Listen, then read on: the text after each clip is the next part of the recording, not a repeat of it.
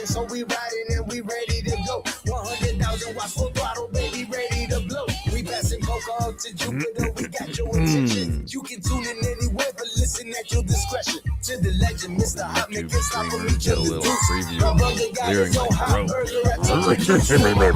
Spitting the truth, it's Johnny Crowded, ready Dolphins, Solana one best of Miami, the voice of FIU. We reppin' to Miami, the Heat and the Panthers too. We reppin' for the Marlins, the Dolphins, that's how we do. We reppin' for the Crips, so it's always about the you. Hey Jimmy, please get a Bell on the phone and tell him that it's on. I finally got his name on the song. Can't do it wrong, cause it sounds so sweet. You speak the facts while I keep the crowd. When are we going to debut the Georgie 5 o'clock song? Tomorrow. Georgia music representing 104.3. Hey, welcome to the show. Welcome to the show. Welcome to the show. I was just saying to Solana, when are we going to debut the Georgie music 5 o'clock Funky Buddha Happy Hour theme song? He did a song for the 5 o'clock hour. We haven't played it yet. And Solana said tomorrow. So we'll debut it tomorrow. I think because Solana's leaving early today because he's got an FIU game to call tonight. Crowder is going to be a touch late for today's show. I cannot tell you the text he sent us to explain why he was going to be late for today's show, but we know who they're interviewing for the Pivot, and it's a very famous soccer player. That's all I will say. It's not Leo Messi, though. That's all I will say. But here we go on a Tuesday. We got a lot of stuff to get to. You do not know. Now, we had said this during the show yesterday when we were looking at the lines for the Heat game last night. Crowder said, would you be surprised if the Heat won by 10? Would you be surprised if the Heat lost by 20? And we were kind of all in agreement, like, yeah, no idea. I mean, You just don't know what you're going to get on a night in and night out basis. And that's what you got last night from the Heat. You got a nice win over Philly. Tyler Hero put on a clinic at the end of the game last night. If you are a casual fan across the country and you just kind of tune in to watch an end of a game, which I do, I'm guilty of that, right? I'll see which games are ending on the sports app, and then I'll watch that game because that's when it always gets exciting. If you're a casual fan, you would go, why isn't that guy extended? Because Tyler Hero took the game over and put on a clinic. It was had to be exciting there. Like it was just really cool to watch. Oh, the vibes were great at the Kaseya Center. And it was nerve-wracking because it was 101-101 tied out of a timeout. Tyrese Maxey, like 5 minutes to go in the game, Tyrese Maxey hits a three. So they're up 104-101. And then there's like 2 minutes of pure chaos. The Heat can't hit a shot. Tyler Hero threw the ball out of bounds. Davion Mitchell was looking at some girl's ass in the crowd. Like, I don't know what he was looking at. I texted you. It reminded me of a heavyweight fight between two buffoons because they were all throwing haymakers that were missing. Yeah, like Tyrese Maxey missed 2 wide open layups. The Heat have 5-on-4s. It was 2 minutes of some of the worst and most chaotic basketball you've ever seen. And then Tyler Hero's going to come up with the 2 biggest defensive plays. That was the crazy part. That was the crazy part. What? And then, he took over. The Heat go on, I think it was a 12-0 run. It might have been more. And it was fun last night. But Hoch, second night of a back-to-back, the Heat look great. They're like 12-4 this season on the second night of a back-to-back. And that was a good Sixers team they beat. They give you these tiny little moments where you're like, And then they lose to the Pacers by double digits. It was wild because you're watching it last night and I'm thinking to myself, you know what? I wouldn't want to face this team in the playoffs, but I've said that before. But then you go back to the Pacers game and you're like, well, what was that? Yeah, but Cleveland it was last year. It was exciting. I saw. I was watching on TV. I heard Pepas get played, which I don't think's been played in a minute, right? I have the official Pepas tracker. If you'd like, this one was late. This had to be with less than a minute. Yeah, about 38 seconds to go yesterday. Jax always checks in with me with the Pepas alarm to figure out if it was premature. And even though the Heat had an 8-point lead, it still felt a little bit premature. The last time it was played was March 3rd versus Brooklyn. Wow, so almost the entire month of March. Sorry, March 8th versus Detroit. Excuse me, March 8th versus Detroit. All right, so still 2.5 weeks or so Yeah. before you got another Pepas. But anyway, nice dub. And Solana's on a bit of a heater when it comes to gambling. He told us yesterday, Paul George over 17.5, and he was like, that's low, man. The last two games, he's put up, 25, 26. And Paul George went out. He had 14 in the first half. Yep. And that's the only – I had one other ticket yesterday. I did a parlay. No, I had two other tickets. One of them was very small, though. But I had the Maple Masher to hit a home run. No home runs from the Maple Masher last night. But I had a parlay. I took the Cubs to win, PCA to get a hit. Cubs won, PCA had a hit early in the game. And the third leg of the parlay was the Spurs minus 18.5 against the Bulls. The Spurs were up by 40 at one point. They ended up winning the game by 15. This damn Billy Donovan, he doesn't know when to stop trying, doesn't know when to start trying. The guy drives me crazy. I mean, can you hear the drilling that's going on in my house or no? Very faintly. It's fine. Okay. Yeah. I apologize in advance. I apologize to my cat Nova if I've mispronounced his name. NFL owners meetings are going on in Phoenix right now. I don't know if you saw John Eric Sullivan, Jeff Hafley, they're making the media rounds. David Furones tweeted, don't rule out the Dolphins picking a quarterback early in the draft, even after signing Malik Willis. Yep. The Dolphins have apparently hosted Ty Simpson and Carson Beck on visits. Yep. I saw that. Interesting. They told us, Sully said, we're going to draft a quarterback every year. Like that's verbatim from them. So, okay, they go out, they sign the guy, and Hoch, from what we know, this is their long-term answer. Like, they believe in Malik Willis, but they also believe in competition in the quarterback room. I like that. Why not? And if you have 2 first-round picks and you feel like maybe you can get some solid value at the end of the first or in the second or third, I'm cool with them taking a quarterback every single year. There are a bunch of people, I don't like to pay too much attention to the chat. There are so many people commenting on your shirt, and I don't know what your shirt is either. What is your shirt? Can you stand up? Can we see it? My kit, my jersey. Whatever. This is the brand new Uruguay away jersey. Oh. No, right. People, if you're going to hate on my shirt, like, F off. Honestly. No, they're hating on it, but I don't care. I don't think it's a bad shirt. I was just curious what it was, because I've never seen you wear tie-dye before, and it looks like a tie-dye shirt. Yeah, it's like an artsy away kit for Uruguay. It's their World Cup jersey. Let me pull up my mic up so you can hear me. It's their World Cup jersey, and they're debuting it today. Uruguay's playing today for the first time in this jersey, and I happen to think it's fire. Absolutely fire. I'm repping it proudly. My pops brought it to me from Uruguay, handed it to me today, and I threw it on for the show. Viva Uruguay. Yes, sir. Looks good. Viva JoJo's. You don't hear that drilling? No, I mean, I'm telling you can barely hear it. It's all good. Right. I don't hear it. Good. Speaking of soccer, you guys really don't hear that. That's amazing to me. I mean, I hear it, but I knew it was going to be happening. I bet the radio audience does not hear it. Speaking of soccer, Inter Miami opens the new stadium on Saturday, right? They do. I saw Andy Slater tweet something about expecting like MIA telling people to arrive early because there's going to be so much traffic in the area. Hoch, I drive by that stadium every single day. It's my route to work is 826 to 836 east, 95 north. And then on the way home, 95 south, 836 west to 826.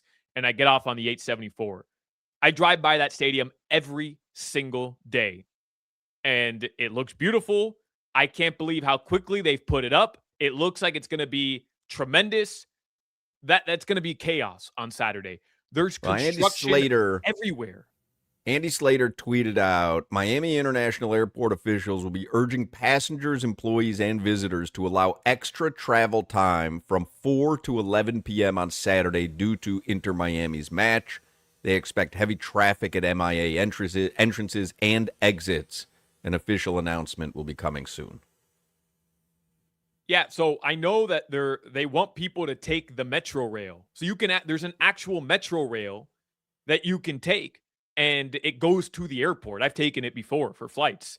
I believe they want people to do that so that there's less cars, and more people using public transportation. Hoch, the problem is like public transportation in Miami-Dade County. It's the worst. It sucks. It's so when the moment you started to say, it's funny that you ended it with that. The moment you started to say, "Hey, take the Metro Mover," I started to get annoyed because there's literally no public transportation in Miami that's convenient. There's just none. Unless you live on Dixie Highway on US 1, right. Unless you live near there, I'm not far from like Dadeland South, so I could go park there. My family does it. That's how they get to Brickell for work. But like I have to drive. It's closer for me to get to the airport from my house than it is to go to Dadeland South and then get on a Metro Rail. So and crazy. Then I think you have to get off somewhere, take another one to the airport. There's only like certain lines for it. I think when this stadium is properly finished, they have the garages up, they've got the parking lots set up. I think it's going to work. I really do. But I'm telling you, driving by there yesterday, I'm saying to myself, like there's just like this pile of cement or dirt or whatever, like asphalt.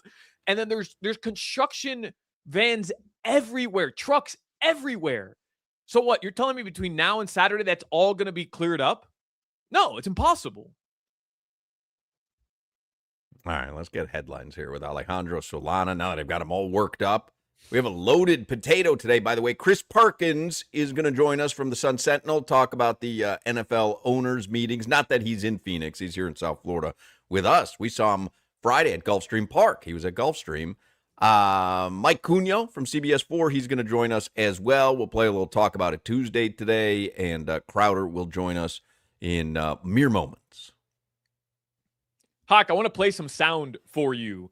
Dolphins' new head coach, Jeff Hafley, he was talking on, I believe this was on the Up and Adams show, and he was asked about Devon Achane, and he gave a little bit of insight into the future of Devon Achane and the Miami Dolphins. Here's what he had to say. Obviously, Achane's a great player. I mean, I learned that 2 years ago when he came to Lambeau and we had to play against him.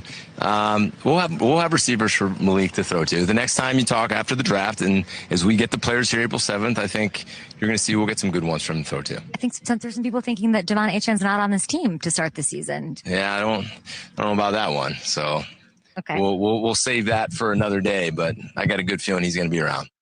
Yeah, and it looked today, because I saw some of the media availability today, they kind of doubled down that they're looking to sign Devon Achane to an extension, that he's not going anywhere, which I think is good news for Dolphins fans. Yeah, I think so. I mean, we've talked about it a million times. I'm fine with whatever decision they make.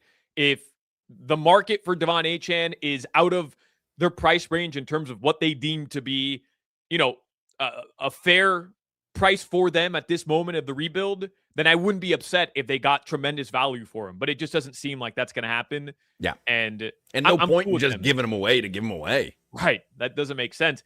I did read that tweet that you're referencing from Joe Shad. He met with the local beat writer, Sully did. And this is what Joe Shad said, quote, "It is a priority for us to get a deal done with him in the coming weeks or months." You feel bad for Todd Monken, the new head coach of the Cleveland Browns. So he's a head coach now in the NFL. They took the head coach's picture at the NFL owners meetings. This picture goes viral every year. Everybody looks at what people are wearing and what the coaches look like, who's big, who's small. Todd Monken, new Browns coach, missed the NFL's annual coaches photo Monday because he was getting a haircut for the NFL coaches photo. So it was obviously a big deal for him. You know what I mean? And sure. I totally get that. If let's say my goal is to be a radio host on WFAN in New York, and I've toiled for years on QAM in Miami, and then I get called up to FAN, and they're doing the staff photo. And I'm like, wow, I want to look good. I go to get a haircut. I got to get some of those fibers shook on, so For I sure. get, so it looks like I've got a fuller head of hair. Right. A lot of fibers. A lot of fibers. I get to the photo. They've already taken it. I was late. Like, now I got to tell my wife, because my wife, surely she knows, oh, did you get your hair cut? What did you wear for the photo, I missed it. I feel bad for Todd Monken, and I kind of feel like they all need to take a new photo. I don't feel bad for him at all. First of all, nowadays he could just AI himself into the photo, so it's really not that big of a deal. But I don't feel bad for him at all. You knew this picture was coming. You knew the date. You knew the time. And who travels to another city and then gets a haircut? You know what I'm saying, Hoch? Like, if it really meant that much to him, by the way, I've seen Todd Monken. I looked him up. Doesn't have the nicest set of hair, and no disrespect to him. Like, it's fine, but just an ordinary salad. Normal salad, total normal salad. It's not. It's not like a fancy house dressing. It's not a tableside Caesar. It's not a tableside Caesar. It's just like your typical Olive Garden. This is an airport. This is an Caesar. airport salad that's already made in the container. It's wrapped in that clear wrapping. That it's already plastic, been made. yeah, the plastic container. Yeah, it's been sitting there for at least 24 hours, but it's fine. It'll get you through a 2-hour flight, and you're fine with it. This guy's flying to Phoenix and looking for a hair salon. All of a sudden, he's at Ulta telling some dude, hurry up with my hair. Like, I don't understand how this happens. Well, I still feel bad for him. He obviously took the picture seriously, probably more seriously than 90% of the coaches who probably didn't even know the picture was happening, right? Like, he scheduled a haircut just for the picture, and he missed it.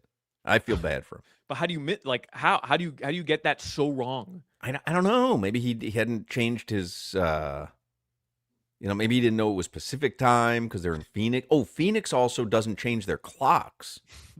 Maybe he didn't know. Maybe he didn't know that. Phoenix doesn't change their clocks? Arizona doesn't do daylight savings time.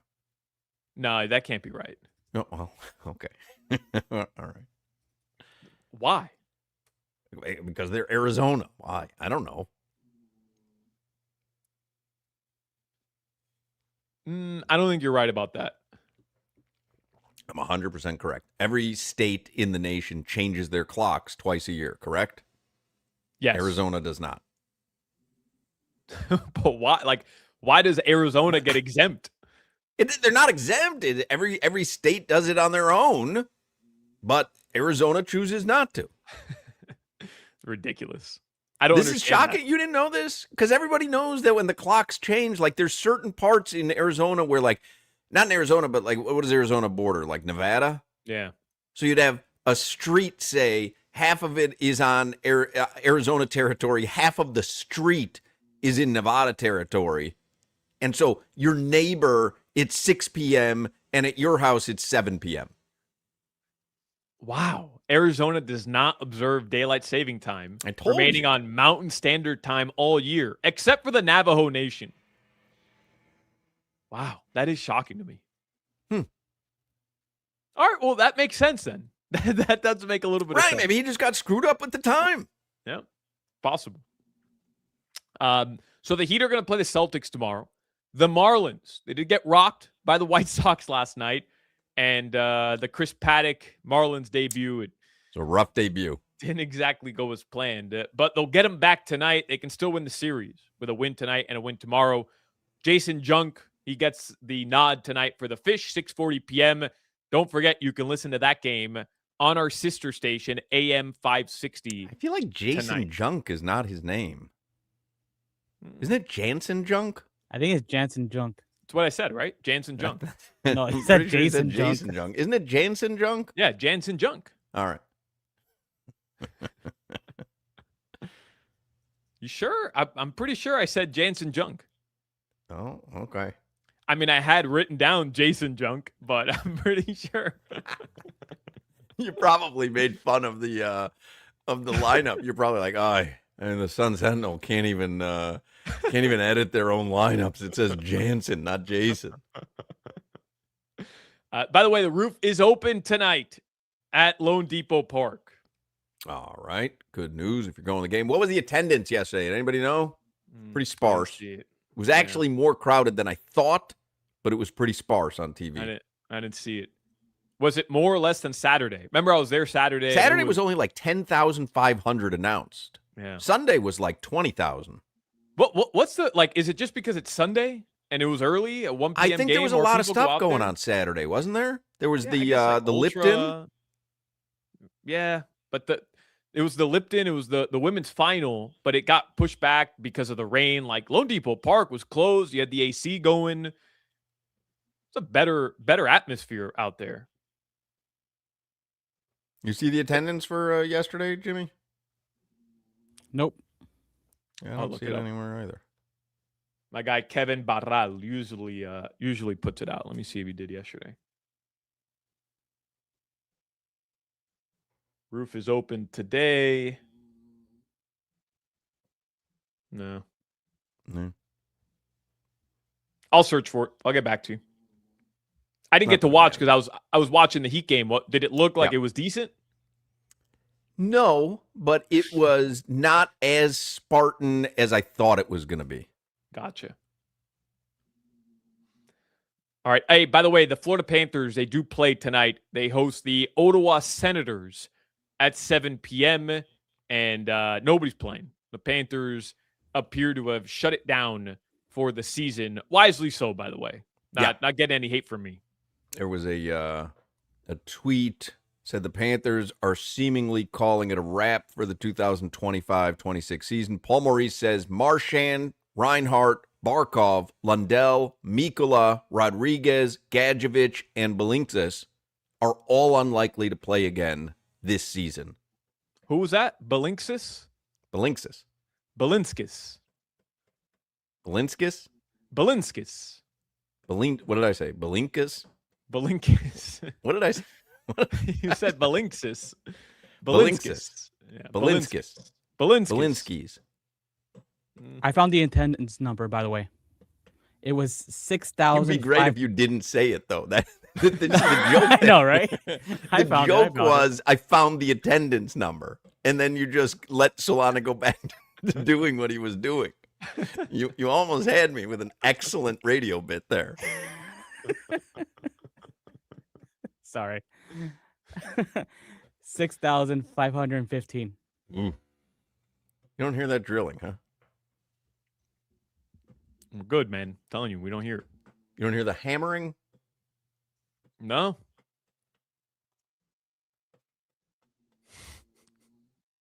Are you just saying that, or you really don't? Yeah, like I hear it, but it's so subtle. It's subtle. Yeah. It's not subtle to me, though. It's right. like I cannot believe that you guys can't hear it because it is so loud. Someone texted in, what is the drilling? So I was planning on going to the studio because they're doing a lot of work. We're renovating a lot of our home, and they're also working on the roof of our building at the same time, and we happen to be the top floor of the building. So we're getting it not only from inside the house, but we're getting it from up top as well. I was going to go in today, and then this morning, a friend of mine who works with the Broward Center for Performing Arts, the Alan Parsons Project is coming there tonight. And I had asked her a while ago, hey, if there's any comps for the show, I'd love to see Alan Parsons Project. And she told me this morning, she's like, yeah, we can set you up with a pair. And so then rather than making my wife drive down to the Broward Center in rush hour to meet me while I'm driving back up from Miami, I called Len and said, hey, do you mind if I work from home? But I didn't realize it was going to be this loud, so apologize. Yeah, really not bad at all. I've always felt that way when I do the show from home. My dog is sleeping underneath the desk, snoring. Like right now, he's snoring. And I always feel like you guys can hear it, but no. It's not. No. Anyways, your weather right now in South Florida, it's 80 degrees. Tonight, the lows are going to drop into the mid-70s once again. And a reminder that the roof will be open at Lone Depot Park, which is a pretty good indication of it being a nice afternoon. That weather report brought to you by Tornado Roofing and Contracting, helping homeowners stay safe this storm season. Visit tornadoroofing.com for a free roof and window estimate. Somebody puts on the text line, not as Spartan with a question mark, suggesting that my word use Spartan to describe their attendance was incorrect. And I don't believe that it's incorrect, but I'm going to look it up here before I continue. Spartan describes a lifestyle condition or environment that is rigorously simple, austere, and lacking comfort or luxury. So you could have a Spartan lifestyle, but I guess you can't have a Spartan attendance. So you were wrong, in other words. I think so. Yeah, that sounds right. It's kind of Spartan, though. I don't think it is, based on your definition. Well, it's not my definition. You don't hear that. That I hear. Yeah, I hear that. That's you can't hear that at all, huh? Yeah, not at all. What are you talking about?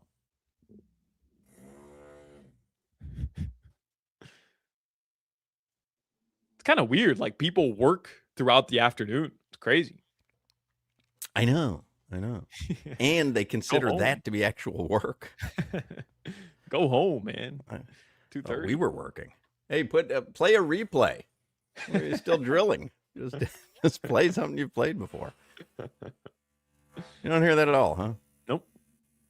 I don't hear it at all. From working at home today. I apologize. I'm being honest. I apologize from working at home. That was a poor choice by me. Anyway, Chris Perkins is next. Low testosterone is a real issue for many men that can lead to poor sleep and low energy, brain fog, a reduced sex drive, makes it difficult to stay in shape. And we all know a healthy body plays a major role in overall health and well-being. It's why I talk about Atlantic Men's Clinic on this show every day. I've been getting a testosterone shot once a week. Oh my God, I forgot to go today. I totally forgot to go. I go every Tuesday. You good? Everything okay over there at the Hochmans? There's too many people in the house. I literally, from our text thread, I sat outside on the balcony shooting you tweets for 2 straight hours. It's too many today. I couldn't I keep didn't up. do anything today. I recorded a podcast with Stu Gods at 10, and then I checked Twitter from like 11:30 till 2. I totally forgot to go to Atlantic Men's Clinic. Man. So are you going to be I good? may be asleep by 6. I may not make it till the end of the show. You may lack energy to get through the week. I go to Atlantic Men's Clinic, and I got to go tomorrow now, but I've been getting a testosterone shot once a week there for over a year. And if you're feeling sluggish, you just don't feel like you used to feel, I highly recommend testosterone treatments at Atlantic Men's Clinic. And more than that, Atlantic Men's Clinic can help men lose weight, support metabolism, improve gains in the gym, and more with 4 targeted body composition plans featuring GH peptides, NAD+, GLP-1, PDA, and more. With the low T treatments combined with the body composition programs, most men notice real improvements. More energy, better focus, improved sleep, stronger workouts, a renewed sex drive as well. So if you've got the symptoms where you're starting to say, don't feel like I used to feel 10 years ago, 20 years ago, schedule a consult with Atlantic Men's Clinic. They have 7 locations in South Florida. Call them at 877-455-7300. 877-455-7300, or you can visit AtlanticMen'sClinic.com. Featured therapies are compounded and have not been evaluated nor approved by the FDA. Provider prescription required. See website for details. You're listening to the Hoch, Crowder, and Solana Show. Woke up this morning, got me some gabagool. Then I woke up the next day and got some gabagool.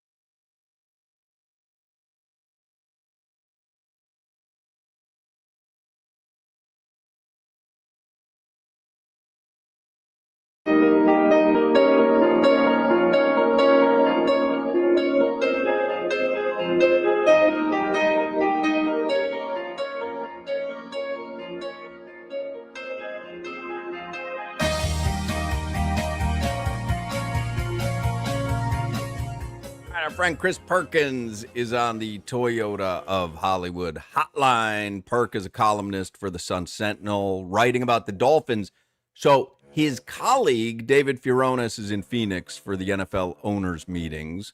Perk is watching from afar with the rest of us in South Florida.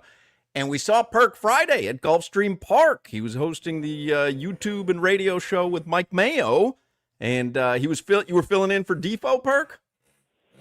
Yeah. You know, I love food, and me and Mayo go back a long way. We worked at the Sun Sentinel together when I got here in '97. So we were actually, our little claim to fame together is that we were in the car together the night that Princess Di died. We were coming back from covering the Baylor season opener in '97, driving up north I-95 from Waco to Dallas, and it came on the radio. So, yeah. Wow, what a weird memory to have with Mike Mayo. I love that show about food. I love talking about food. Was it interesting to flip the script on me, and you were the interviewer and I'm the interviewee? Yeah, no, that was good. We had some good food discussions too, man. So that was good. I'm not down with your thing about the last nachos, those flimsy nachos, all cheese soaked and all that. But no, we had some good food discussions on there. Wow. I had to tell Perk about the way that I prefer a ballpark nacho. You know, they got the little side cup of cheese. I like to store the chips in there so they get soggy and flimsy. Yeah. Perk, you don't like that? I mean, that's an expert move there. No. By Hoch. No, I like crispy, crunchy. And you know what? So the funny thing is that is my absolute favorite way to eat nachos is you do come in the plastic tray and you stick them in the cheese and you stick one pickled jalapeno on top and you eat it. I don't need all the ground beef and the refried beans and the sour cream and all of that stuff on my nachos. A chip, some cheese, and a pickled jalapeno. That's it. Now, Crowder was shocked. You know, you guys had a plate of wings in front of you at Gulfstream. Oh, yeah. And I had a couple of the wings, and I was like, wow, these wings are really good. If you remember, during one of our commercial breaks, I came back, I stole another one. You came back. Yep, you did. Now, yeah. That was my first time ever having lemon pepper wings. I'd never had one before. I didn't realize how good they were. Excellent. And everything at 10 Poems there is top notch, man. They have some excellent shrimp tacos. We had some beef carpaccio. The burger is top notch. But yeah, those wings, man, those wings are not to be missed, man. They are some of the best you're going to have in South Florida. Surprisingly served at Gulfstream. Not a place you would think it has really good wings, but those lemon pepper wings are money. Yeah, really good. I was surprised. Anyway, seems like the Dolphins, from what I've read today and seen what John Eric Sullivan and Hafley have said, seems like they have hosted Ty Simpson and Carson Beck on visits. Would you be surprised if they drafted a quarterback after signing Malik Willis? I would be surprised if they drafted a quarterback in the first round because, look, only one quarterback can play, right? And you've already got a lot of money tied up into Tua. You want to tie up more money in either a first-round pick or Malik Willis? No. And so, or money and resources, I should say resources more with a first-round pick than money. But so, yeah, if you draft somebody 5th or 6th round to compete with Quinn Ewers for the backup job, all right, that's cool. But no, not somebody to compete with Malik Willis, especially when you have so many other needs on the team. I'd be absolutely shocked. And to that point, Perk, would you be surprised if the Dolphins moved up in the first round? They have 2 first-round picks. They have 84 second-round and third-round picks. I forgot what the actual number is, but they just have a bunch of day 2 picks. Would you be surprised if the Dolphins moved up in the first round with some of that draft capital, or is the expectation here that there's just so many holes to fill that the amount of picks they have on day 2 and day 3 are going to be necessary to fill out this roster? Yeah, that's what it is, Solana. You know what? If they only needed 1 or 2 positions to kind of get them over the hump, if this was a situation like what Denver did trading for Jalen Waddle, if the Dolphins thought we were a wide receiver away, I could see them trading up. But, yeah, they have so many holes to fill. To me, I still think their dream scenario would be if Ty Simpson does so well and somebody wants him so badly that they want to get up to number 11 and the Dolphins can trade back and get more picks. It really, really sounds like Sullivan and Hafley are really excited about getting all these draft picks and building the team, testing their drafting ability, testing that develop ability. Look, they have 7 picks, 7 of the top 94 picks, 2 in the first round, 1 in the second, 4 in the third. So pretty much that's starter territory, right? I'm not saying they're going to draft 7 starters, but if you draft somebody in the top 3 rounds, that's starter territory. So it really seems to me that Sully and Half are very, very excited about putting their draft and develop skills to work. So I would think they would accumulate picks as opposed to trading up and maybe shedding a few picks. That's what I thought. When they start talking about, hey, we might draft a quarterback, I was kind of feeling like, because one thing, I think they did the old okey doke on Malik Willis. They kind of made people believe that they may have a lukewarm interest when we know now that was their laser focus. I kind of feel like they might be trying to juice the market for Carson Beck or Ty Simpson, where you're getting people who are teams that are saying, oh, you know what, let's trade up and get higher, and maybe the Dolphins can cash in on that. But after I say I don't trust what they're saying because I think they're adept at the okey doke, I do believe them when they seem to imply that they want to extend Devon Achane and not move him. Would that be good news for Dolphins fans? I think it is. I hope Devon Achane's part of this team for a long time. It seems like they have no interest in moving on from him. Yeah, no, I think they really want Achane to be a part of the core, a pillar, as John Eric Sullivan called him yesterday at the annual meeting out there in Phoenix. And look, that's smart because you see what Devon Achane has done in the previous 3 seasons. He's a guy who at 191 pounds, that durability has improved. It hasn't gone the other way. It's improved. He's a guy who falls forward when he gets tackled. He's a guy who can catch the ball.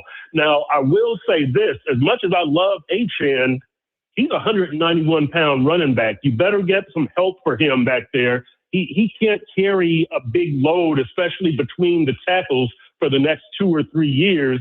They've got to hope that Jalen Wright or Ollie Gordon emerges so that they can kind of share that workload, kind of the way that Detroit did it. A couple of running backs to kind of share the load because there's as good as Achane is, and as much as I like him, a 191-pound running back is probably not going to be effective for a 5, 6, 7 year stretch. I mean, guys have, but I wouldn't count on it. So I trust Achane. I like Achane, but the game says you got to get that guy some help because his body physically probably can't maintain carrying a big rushing and receiving load.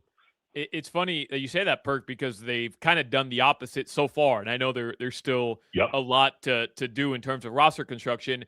And I did see that Sully, he didn't flat out say that he told Malik Willis on Pro Football Talk today, or maybe it was yesterday, that they told him that they were going to trade Jalen Waddle. But he said, like, connect the dots. I'm a new GM coming in, and I signed a guy. There's mutual respect there. So he basically said, like, we told him what our plan was.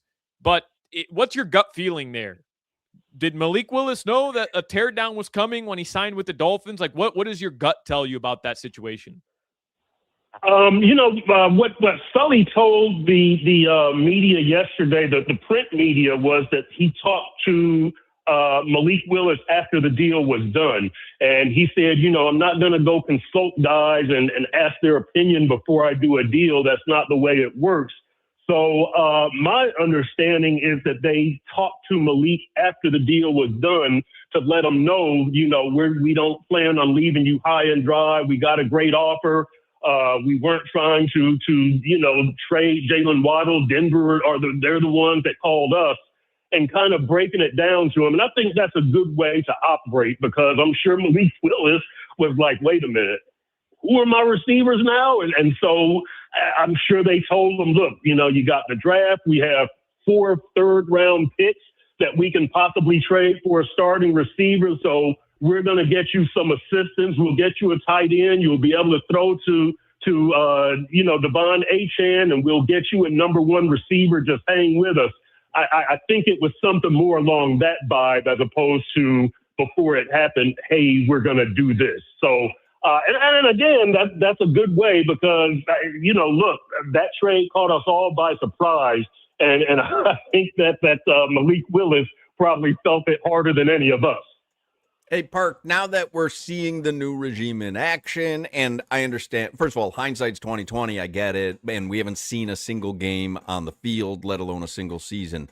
But as you're seeing the new regime in action at the NFL owners' meetings and what their style is, do you say now in hindsight, Stephen Ross held on to Mike McDaniel and Chris Greer 1 season too long? All this should have begun last season.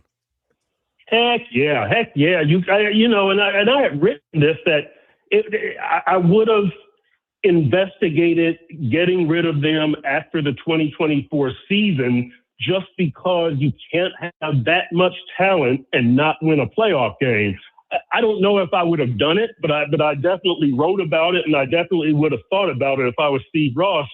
The difference in these two regimes at this point is just night and day. And look, I was all for the Greer-McDaniel plan of going for it and let's try to win now. I think that was smart. I really do. I was against the playing style. I was against the deep pass offense. I think they should have done something closer to what Philly does or Seattle does or Denver does or San Francisco does. I mean, you don't need some superstar quarterback. You have a good quarterback, a good run game, and a good defense, and you can beat teams in 2 or 3 ways. The McDaniel Tua Dolphins could only beat you one way. That was with the deep pass. They couldn't beat you with the run. They couldn't beat you with the pass rushers. They couldn't beat you with the secondary. It was just such a one-trick pony, and that was my big objection. That's why I think Steve Ross should have made the change. This team is not going to be so Malik Willis dependent. I think this is going to be a more complete team. I'm really, really, really liking what they're saying and what they're doing. Obviously, the talent is not allowed to be there because of financial reasons, but I like what they're saying and doing. I think these teams are going to come way closer to reaching their full potential than the previous team. I don't think that the previous 4 years, there's not a single Dolphins team that reached its full potential. All of them left too much meat on the bone.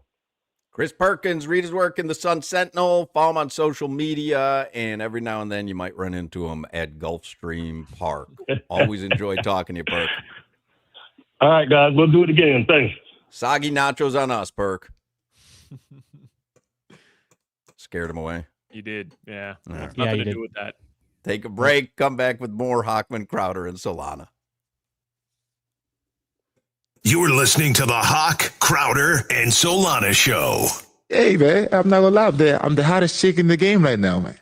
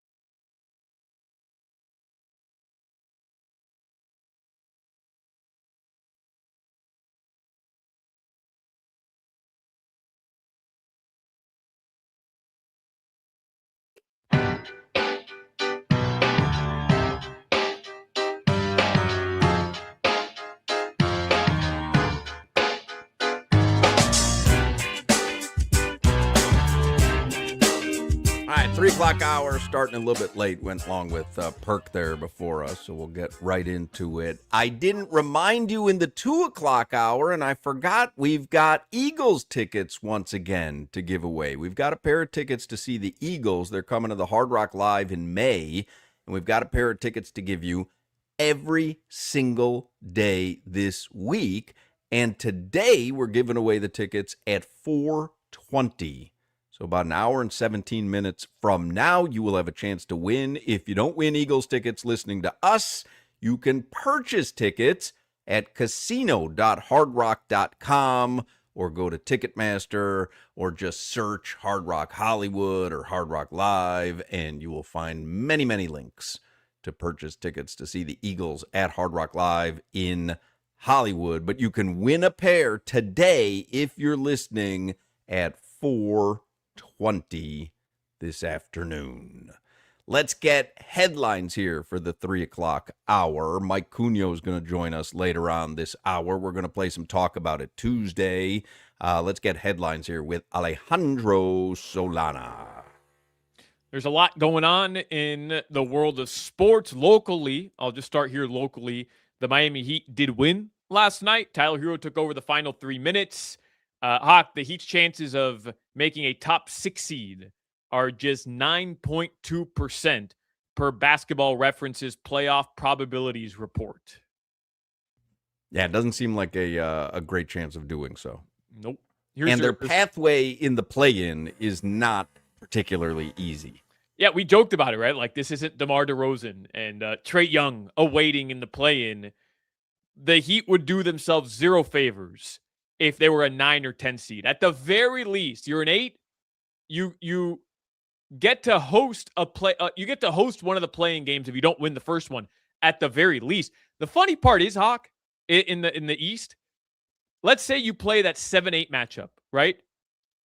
Do you almost want to lose that game on purpose? I know it sounds ridiculous, but do you almost want to lose that game so you avoid Boston? Because if you're the 7 seed, you play Boston in the first round. Wouldn't you rather play the Pistons, who are the 1 seed, and take your chances with that as the 8 seed than play Boston in the first round? Nope. Can't start manipulating at that point in that way. Like, at this point, you win your games and you win your playing games. Like, you cannot start. You want to manipulate when you're halfway during the season. You think this might be the better route, but no, not now. I don't know, man. I don't know. Like, I think I'd rather miss the playoffs completely than play Boston in the first round. For what? Like, why put ourselves through that torture? Honestly, why? What? So I have to watch Jason Tatum and Jaylen Brown obliterate this team? I just read a tweet from Justin Termine, and he's like a notorious Heat hater for a long time. He's notoriously hated on Coach Spo. But listen to this tweet, Hoch. Joe Mazzulla, that's the Celtics head coach, 4 50-win seasons in 4 years. Eric Spoelstra, 4 50-win seasons in 18 years. What? That is a staggering statistic. What? That doesn't even seem possible. It doesn't, but my guess is Coach Spo. You hear that and drilling? I have to double check this. Yeah, I hear. I have to double check this, but that's the roofers above me. That's not coming from my house. They literally are drilling right above where I'm doing the show. Yeah. That is a little misleading because in 11-12, remember, the NBA didn't start until Christmas Day. So he would have had a 50-win season that year. The Heat go on to win a championship. So that stat is a little bit misleading. But I would have think he had 12. Yeah, he does not. Post LeBron, the Heat have one 50-win season. That was 21-22, where they were the 1 seed in the Eastern Conference. Speaking of old Celtics coaches, I saw Doc Rivers has been voted into the Hall of Fame. As Doc Rivers. but for what? He's going into the Basketball Hall of Fame. I don't know. But he's going to be inducted. Amari Stoudemire, Doc Rivers, Candace Parker are among the members inducted into the Naismith Basketball Hall of Fame class of 2026, according to Shams. But you can still get inducted into the Hall of Fame while you're still an active NBA head coach. It doesn't make any sense. Yeah, you wouldn't have to wait. I mean, obviously, I'm guessing it begins from when you've stopped playing. This comes from his playing days, not his coaching days. Okay, so he's getting inducted as a player. I'm assuming, but I mean the totality of it. But I'm assuming, yeah. Was Doc I'm Rivers assuming a dog? if you played, you're probably eligible for the Hall of Fame 5 years after you've played your last game, regardless of whether you're an active coach or not. But was Doc Rivers like a dog when he played? I don't know. Doc Rivers, yeah, he was a baller. You sure? He's going into the Hall of Fame. Right, but okay. I don't remember. I'm just looking at his stats right here. 10 points per game, 5 assists per game, 1 steal per game. He played 5 seasons in the NBA. It's not like he had but some in college, prolific... what did he do in college, though? No, Remember, it's the Basketball Hall of Fame. Yeah, you're right. He played 13 seasons, by the way. That was not 5. That my math was off there. He was at McDonald's. How was the math off from 5 to 13? I don't know. Something's up here, man. We got to figure this out. There's got to be more information here. Played at Marquette from 80 to 83 as a player, one-time NBA All-Star. His number was retired by Marquette. FIBA World Cup MVP, Mr. Basketball USA, USA Basketball Male Athlete of the Year. He was a hooper in college. He's going in because of his college stuff. That makes sense. I'm not saying Doc Rivers is a Hall of Famer, Hawk. I was surprised that he'd be going in as a coach while he's still an active head you're coach. You're going in, period. But I understand what you're saying. Like, Eric Spoelstra would be voted upon by this point. Like, you know what I mean? Like, I understand what you're saying. Because you can go in several times. Like, Pat Riley's in as a player, he's in as a coach, and he's going to be in as an executive as well. You can be voted in the Hall of Fame 100%. You can be voted into the Hall of Fame. I don't think that's several correct. You're telling me categories. Pat Riley has given 3 Hall of Fame acceptance speeches? He should have. Yeah, I don't think that's right, Solana. I think so. I think you can go in several different, like in different categories. You can go in as a player for what you've done. You can go in as a head coach as well. I think you're just in or you're not. Because wasn't Dwayne Wade inducted recently again because of the 2008 Redeem Team as well? Yeah, he was. True. That entire team was honored. So Wade got inducted for a second honored, time. though, is completely different. Like, honoring a team, I don't... No, I don't think so. Okay. Anyways, the Panthers, they play the Senators tonight. The Marlins, they play the White Sox, game 2 of a 3-game series. My guy, Jansen Junk, he gets the nod tonight for the Fish. That'll be live on our sister station. The roof will be open tonight for anybody headed out there. The game between the Panthers and Senators is at the Amerant Bank Arena. You saw we got a new president of business ops, Michael White. For the Panthers. Did see that. Yeah. Former Dolphins quarterback and the creator of White Lotus. Incredible. So Pell's going to get the big hookup, huh? At Panthers games? I'm being told those are both different Mike Whites. Oh, damn. All right.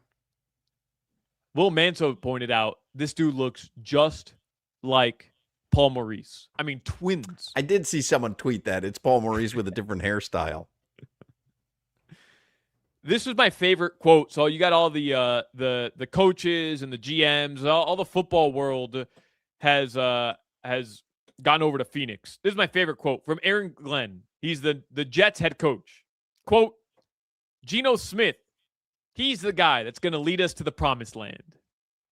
Reminds me of, who was it that said AJ Feely is the next Dan Marino? When the Dolphins signed A.J. Feely as their quarterback, was it Stephen Ross or was it Wayne Huizenga? Does anyone remember someone saying A.J. Feely is the next Dan Marino? I don't know. I would have to look that up. I was way too young. Honestly, I don't remember that. That's a You great remember that, take, Jimmy? Nope. I got to find who said that. Someone will know AJ on Feely, the next Dan Marino. Yeah. Someone, I can't remember if it was Stephen Ross. It couldn't have been Stephen Ross, right? Was it?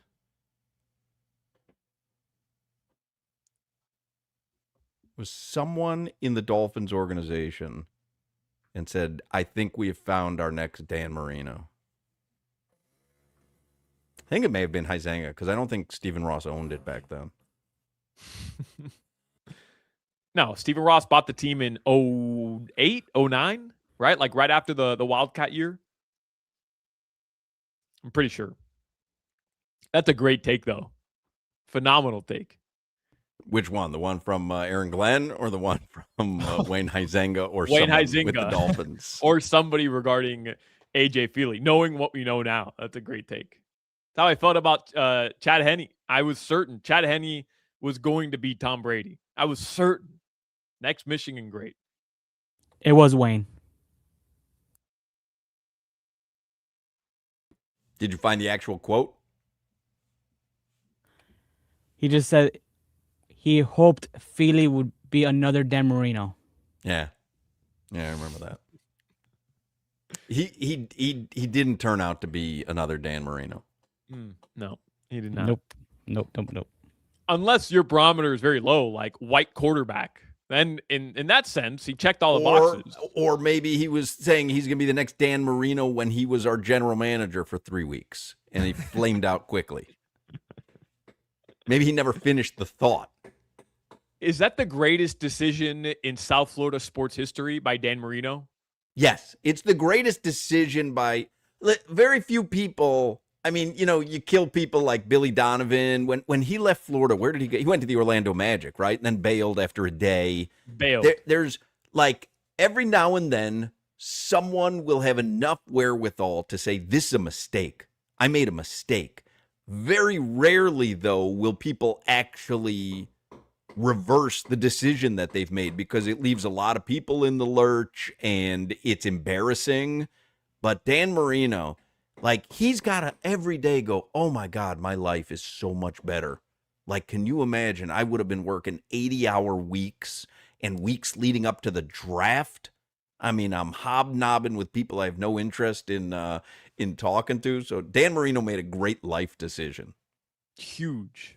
And honestly, I respect it. You spend a couple weeks, you're watching tape of 10,000 different dudes, and you're like, nope, I like my plane rides to opposing stadiums. I like sitting in the suite with zero responsibility on my plate. I'm telling you, that's the greatest decision in South Florida sports history. The greatest by Dan Marino. Because then he would be hated.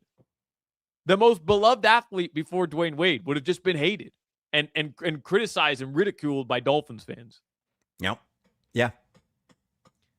Hoch, you're gonna love this story. So I've been praising a Major League Baseball's ABS system. That's their review system. Basically, player really doesn't fun. like a pitch. It's fun. Great. It's great. Because it's quick. I love it. The thing that about it, it's quick. You want a challenge? You want a challenge. We're not looking at the bench. We're not I think it was a strike. Bing, bang, boom. Not a strike is a strike. I love it. You want to know something that really upsets me? There was a moment where NBA officials come over and they speak into the mic, and everybody loved it. And then you had certain officials like speaking eloquently and explaining the rules and explaining the outcome of the decision into the mic. Hoch, I'm kind of over this. Like, oh, the ball went out of bounds? Yeah, we know what you're reviewing. Just go review the play. They come up to the mic and they're like, is it on? Is it on? I love the guy who puts a show of it. Yeah, and like, it was cute for a while. Over it. I know what you're reviewing. I know if Pelle Larsson got hit in the face and you call the block and Eric Spoelstra runs out on the floor and he's wagging his finger, he obviously wants the review because he thinks it was a charge. Go review the play. It shouldn't take 18 minutes to review the play. Just get the ruling on the floor, please, because these officials make anything up anyways. Yesterday, one of the dumbest things I've ever seen in my life, Pelle gets thrown to the ground, and then they claim that he sideswiped the defender. It was the dumbest thing in the world. You don't want to overturn the call, fine, but don't make up things and pretend like we're blind. The dumbest thing in the world yesterday. But anyways, ABS review system.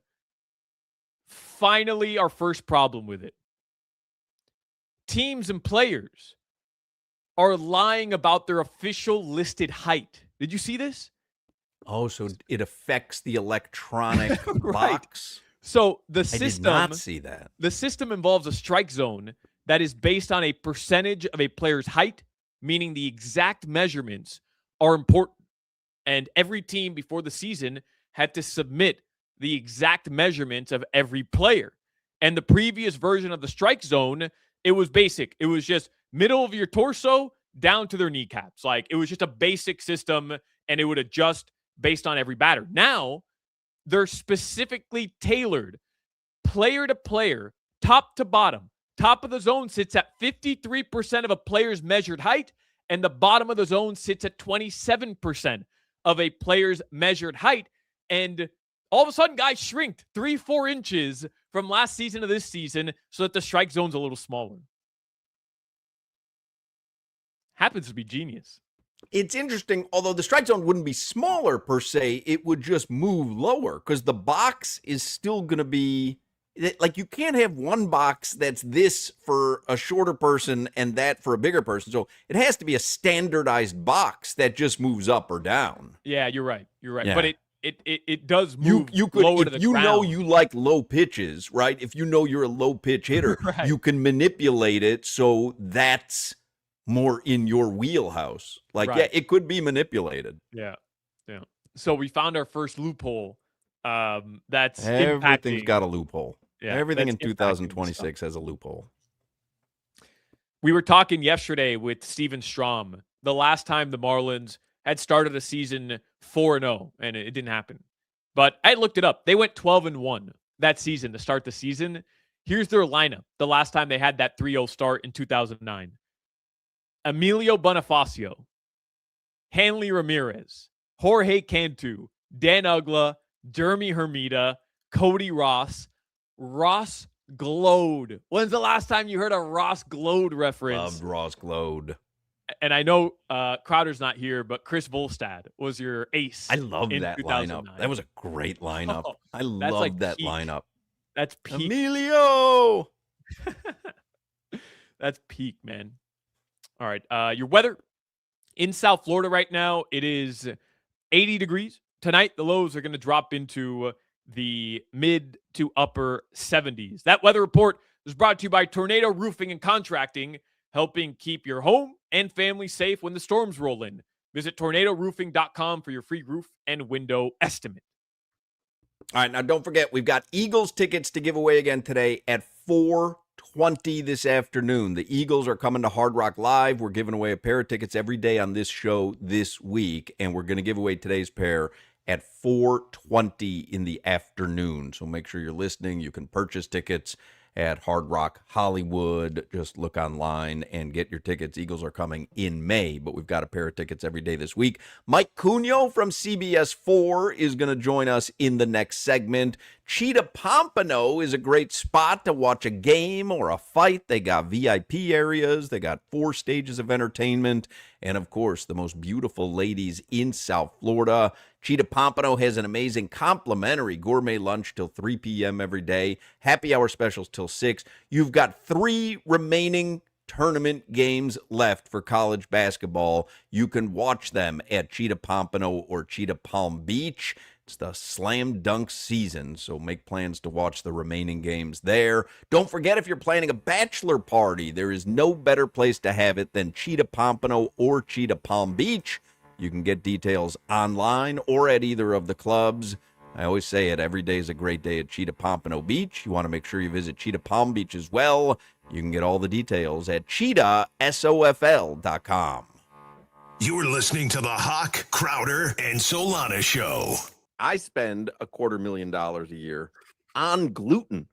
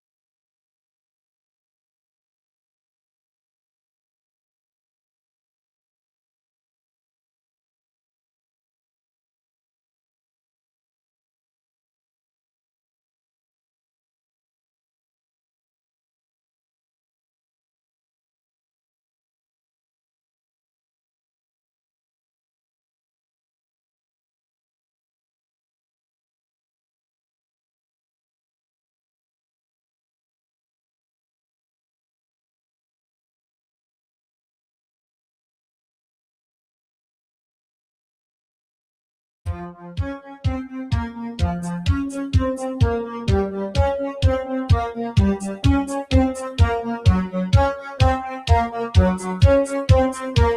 we get to Cunho, a couple texters pointed out that no, the strike zone is not standard for every player, that it is dimensional. The width is standard, but the height can be higher or smaller for other batters. So I stand corrected. That's what I had read. Yeah. But when you were explaining it, Yeah, I it default wouldn't make you. any sense to me, but I guess if you can have different dimensions in ballparks themselves, you could have different dimensions when it comes to strike zones. And one other thing, I was right because I knew this was true, and of course you just don't believe anything I say. But you can be inducted into the Naismith Basketball Hall of Fame for multiple roles. Jerry West is one of them. He's been inducted 3 times as a player, as a member of a team, and as a contributor to the Hall of Fame. Several people have been inducted for multiple roles. So you can wait a second. As a player and a contributor to a team? Wouldn't that be what a player is? No, as a player, a member of the 1960 U.S. Olympic team, and but as a that's like a special. So, but that's inducting a team. For sure, but he also went in as a contributor as well. Like you, but you what does can that be mean? inducted. I don't know. I was just hoping you would gloss over it. But that doesn't. I don't think you can be inducted multiple times because you said Riley's been inducted 3 times, but he hasn't made 3 acceptance speeches. Yeah, I think you can. I'm telling you, I think you can. I think you can no, go in. I'm going to stick with my original answer, Regis. Okay. All right. Mike Cunho is on the Toyota of Hollywood hotline, sports anchor and reporter for CBS 4 in Miami. You can see him nationally at times on CBS Sports HQ. Hello, Mike. Well, I don't think anyone's getting inducted to any Hall of Fames here. You are correct on that, Jack. At least not for explaining anything. Yeah. Truer words have never been spoken on the radio. What has most of your interest today? The NFL owners' meetings and Sully and Hafley, the Heat win over Philly last night, the Marlins starting the season 3-1, Panthers on the ice tonight. What's got your attention the most? What's got my attention the most? I'm really into this Marlins team. I got to say it. I mean, the NFL league meetings are always interesting. Stuff comes out of there like it's the combine because you get to hear from the GMs and the coaches. But the Marlins, man, after what they did last year and how they kind of started this year again, being scrappy and everything, it's just going to be a fun ball team to just watch like day in and day out. It's not going to feel like it's going to be a team that'll be like 10 games under 500 or 20 games under 500 getting blown out every night. It feels like they're going to be a problem for teams in the league. Is the biggest, I guess, the biggest barometer, though, to their success, it's like Sandy, Yuri, the pitching coming around. I know Paddock, he didn't have the best debut yesterday, but Sandy looked like the ace, the Cy Young Award winner. Yuri looked really good, too. Like, those 2 dudes being at the top of their game, Cunho, that could be the game changer, right? Yeah, having that like 1-2 punch, but to me it's like watching guys take the next step. Like Jacob Marcy getting a full year, can he kind of replicate what he did as a rookie? Owen Casey's essentially a rookie. Will he play himself into being an everyday player? Because they're platooning a lot of positions. Connor Norby is going at first base for the first time in his career. Is he going to lock that down? Like, there's a lot of like interesting storylines with all these young guys. And this is something I saw yesterday at the ballpark because we were doing a live shot there. It was for the first time where I was looking around and I see Kyle Stowers jerseys and Jacob Marcy jerseys walking around, and they're like on kids. And I'm like, you know what? That's what the Marlins have been missing. You got these young kids who have now gravitated to some of these younger players who could be here for a long time, and this team, this kind of core could be something I think special for the franchise that maybe they've been missing for a little while. But yes, like Yuri and Sandy kind of anchoring it down, it definitely, at least in every series, you're going to feel like you have a chance to win each series with those 2 guys. How about the Dolphins? Because I'm excited about the Marlins too. Mm-hmm. Dolphins, though, at the NFL owners meetings, came out today that maybe they've hosted Ty Simpson and Carson Beck for meetings. Would it surprise you if the Dolphins selected another quarterback? A little bit. I had 2 instant thoughts on this. And the first one might be a little hot take-ish because they're at 11 and Ty Simpson might be there, is there a team that might want a quarterback? Not sure where the Rams draft. Are they looking to the future after oh my gosh. I was going to say Sam Bradford. Matt Stafford. It's been a long time. Matt Stafford. It's been a long time since Sam Bradford. Are they looking to the future? Could this be a signal that, hey, maybe they're willing to trade back and get even more picks? But you could see it. I mean, a guy like Ty Simpson seems still, I don't know if raw is the right word, but I don't think he's a finished product. Like, I still think if he were to come into camp, Malik Willis probably still wins that job. So I don't know, is that a year where he learns under Malik? I don't know. To me, I still think the Dolphins may be in the mode of trying to gather some picks. I could see a Carson Beck later in the draft, but I'm less inclined to think they go Ty Simpson there because they have so many needs at corner, at edge, at wide receiver. I just think they address the need at quarterback, possibly finding someone for their future in Malik Willis. What about trading up? Because we had talked with Perk earlier, and I have this idea in my mind, Cunha, where I just feel like the Dolphins are going to trade up and they're going to go get Ruben Bain or they're going to get Francis Mauigoa. They're going to keep the Kane home in the top 10. And I've seen a lot of people suggest like it could work at 7 with the Tennessee Titans, who got their quarterback last year. They may be willing to move down if the price was right. Like, I don't know why. I just have this idea. Year 1, Sully's going to take a big swing here in the draft and try to move up. That would kind of go against what he's been preaching, though, in terms of getting more picks and filling out this roster. Because they have to fill out this roster with essentially draft picks and all these like one-year guys that they've been doing it. So that, to me, that would kind of go against it. It would have to be all of a sudden, like, to me, like Ruben's starting to fall for some reason. They can jump up a spot or two, or they're not going to give up the farm for something like that. Because there's a guy in Akeem Mesidor who would be probably sitting there for you at 11. David Bailey might be there for you at the edge. I know it's fun to keep the local guys home, but I just don't know if it's the prudent move to do. What about the Dolphins in general seemingly wanting to get to keep Devon Achane here, Cunha? Is that the obvious move? Is that the result of ultimately they're not going to end up getting the offer that they want for Devon Achane? Like, are you buying the fact that Hafley and Sully genuinely want to keep Devon Achane here as a centerpiece of the organization? I think they do. It's a little, and to me, it might be a little surprising to say that after you trade Waddle, because you go into the year, if you're like, oh, you know what, Malik Willis, he might be really good. And then you have Waddle and Achane and basically 3 to 4 starting offensive linemen coming back.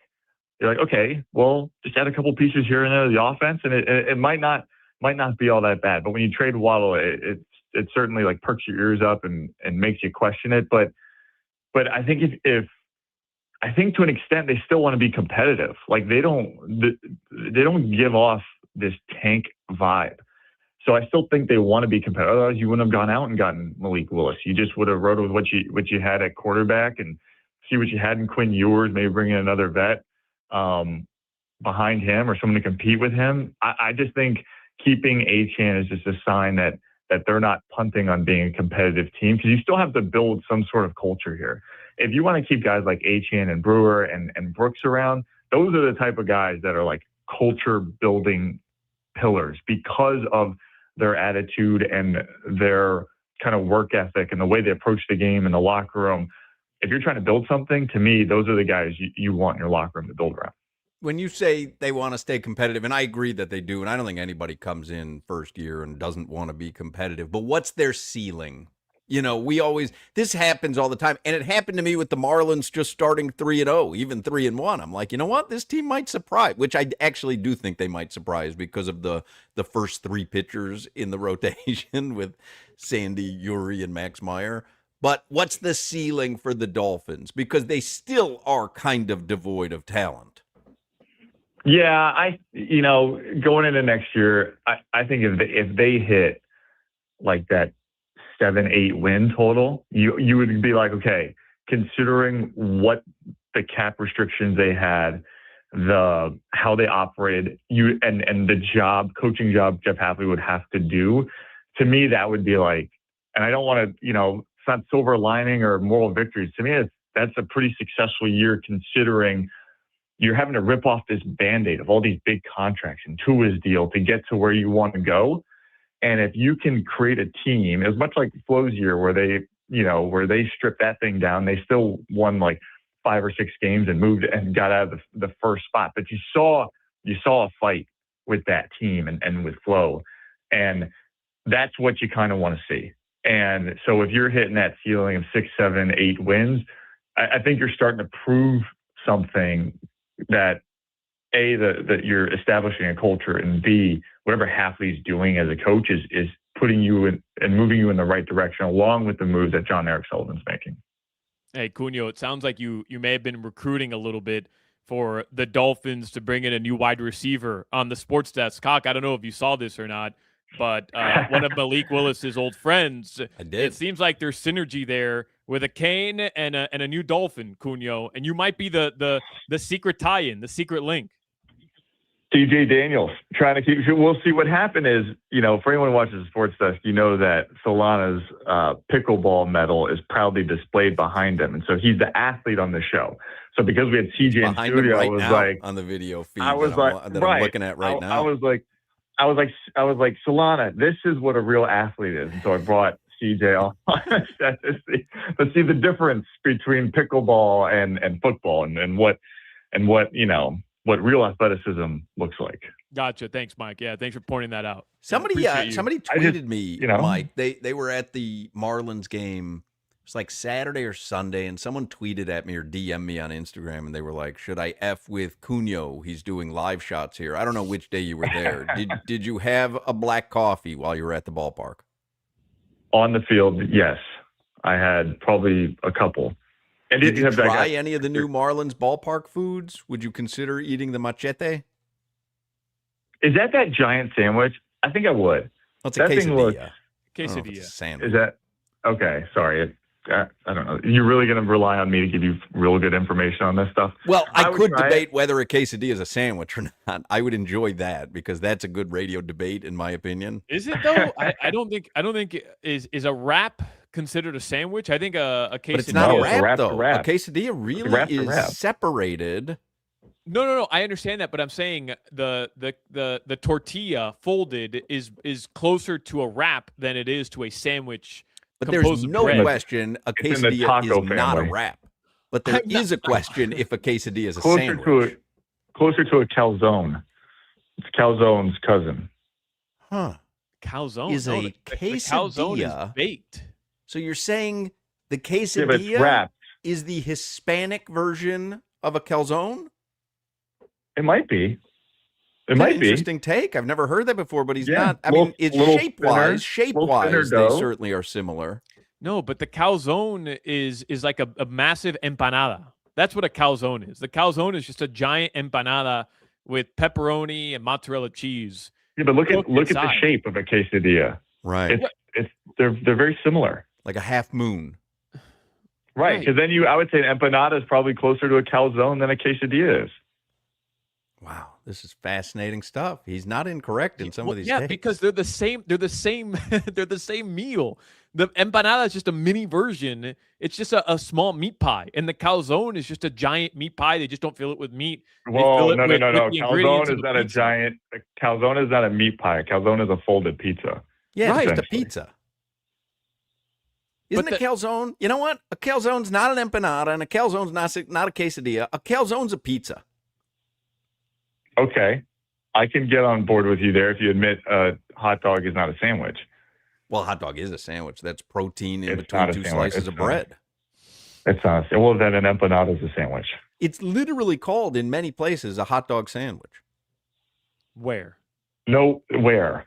Many places. Many people are saying, yeah. Mike Mayo from the Sun Sentinel, formerly of the Sun Sentinel, and with Let's Eat South Florida, the world's most toxic Facebook page. It's the world's most active yet also toxic Facebook page. Incredible. But Hoch, would it not be unbelievable to have Cunio post one of his meals in that page just to see Oh what my the God! comments Do you would know be. what would happen to you on Let's Eat South Florida? Are you on that Facebook page? I'm not on. I don't think I'm on Facebook. Let's Eat South Florida. There's like 300,000 active members. Do you know Mike Mayo? No, but is this like an Al Sunshine thing where like the name is very appropriate for the job? It is very appropriate, but he used to be a sports writer. It's more appropriate that he's Okay. in food now, but he was a sports writer for a long time Right. for the Sun Sentinel, then the food critic. And then he left the Sun Sentinel and he runs Let's Eat South Florida. It has like 200,000 or 300,000 active users on Facebook. My wife and I use it all the time. Everyone uses it because you get good restaurant ideas, but people on it are toxic. If you posted one of your meals, Cunio, you would never be the same. You literally would, like, they're so mean on this site. It's crazy. But anyway, Mike Mayo texts me right now. I think you properly prepared me for that website, considering how you judge the way I eat. I think I'll be okay. It shocks me how people react on that website to innocuous things. Because there's like, someone will post, hey, they overcharged me $60 for food I didn't order. And people just jump all over these, but they're like, well, you shouldn't have gone to that restaurant in the first place if all you wanted to do was complain. It's like, wait, all I wanted to do, they charged me for a T-bone I didn't order. It was $60. Stay home, if you can then. afford to go to that restaurant, you can afford a $60 error. And I'm like, what's going on this site? But anyway. Well, you know, people traditionally go to the internet to feel good. You know what I mean? Like, But I it's just the digress. happiest. Mike it's just the Mayo happiest texts place me. on earth. Mike Mayo says, an empanada is a mini calzone. A quesadilla is a mini panini. No. Oh no! You're gonna dispute Mike Mayo? Now yes. I get the toxicity of that page. Panini has nothing to do with this. The panini is bread, like sandwich. No, right? it's pressed bread. It's pressed bread, but it's Those triangular. are like an arepa. No, Okay, we're going down An arepa is a sandwich, though. No, the panini is a Cuban sandwich with different bread and different like filling inside. It's the same idea. It's just bread pressed. The quesadilla is a tortilla. The quesadilla the bread is pressed down to tortilla type dimensions. The quesadilla is a large taco. Yes, it is. All right, we got to go. Mike Cunio from CBS4. We love you, Mike. Love you guys. I could have done that for hours, man. You ever met somebody that calls it a panino? No. Because I think in Italian the real translation is panino, or like the real pronunciation is panino. So like you'll go to I've been around people who will order it like, yeah, I have the panino, and nothing aggravates me more than somebody who calls it a panino. The panino. I got to get a panino. Hey, what's going on in the Italy game, Jimmy? You had texted us earlier. It is 1-0 at halftime, and Italy is playing with 10 men. Oh my God! So now, does Italy need to win this to qualify, Solana? Yes. They have qualify. to win. The winner of this game between Bosnia and Herzegovina and Italy move on. Bosnia what? And Herzegovina. All right. Herzegovina. Yep. That's what I'm saying. Oh, you're saying Herzegovina. Herzegovina. I don't know what you just did there. When are they going to separate, by the way? I mean, we have two countries in one. Like choose a name. All right. 4 o'clock hour is coming up. Don't go anywhere. You're listening to the Hoch, Crowder, and Solana Show. I love Zephyr Hills. There is no Zephyr Hills. It's Zephyr Hills. We've been over this.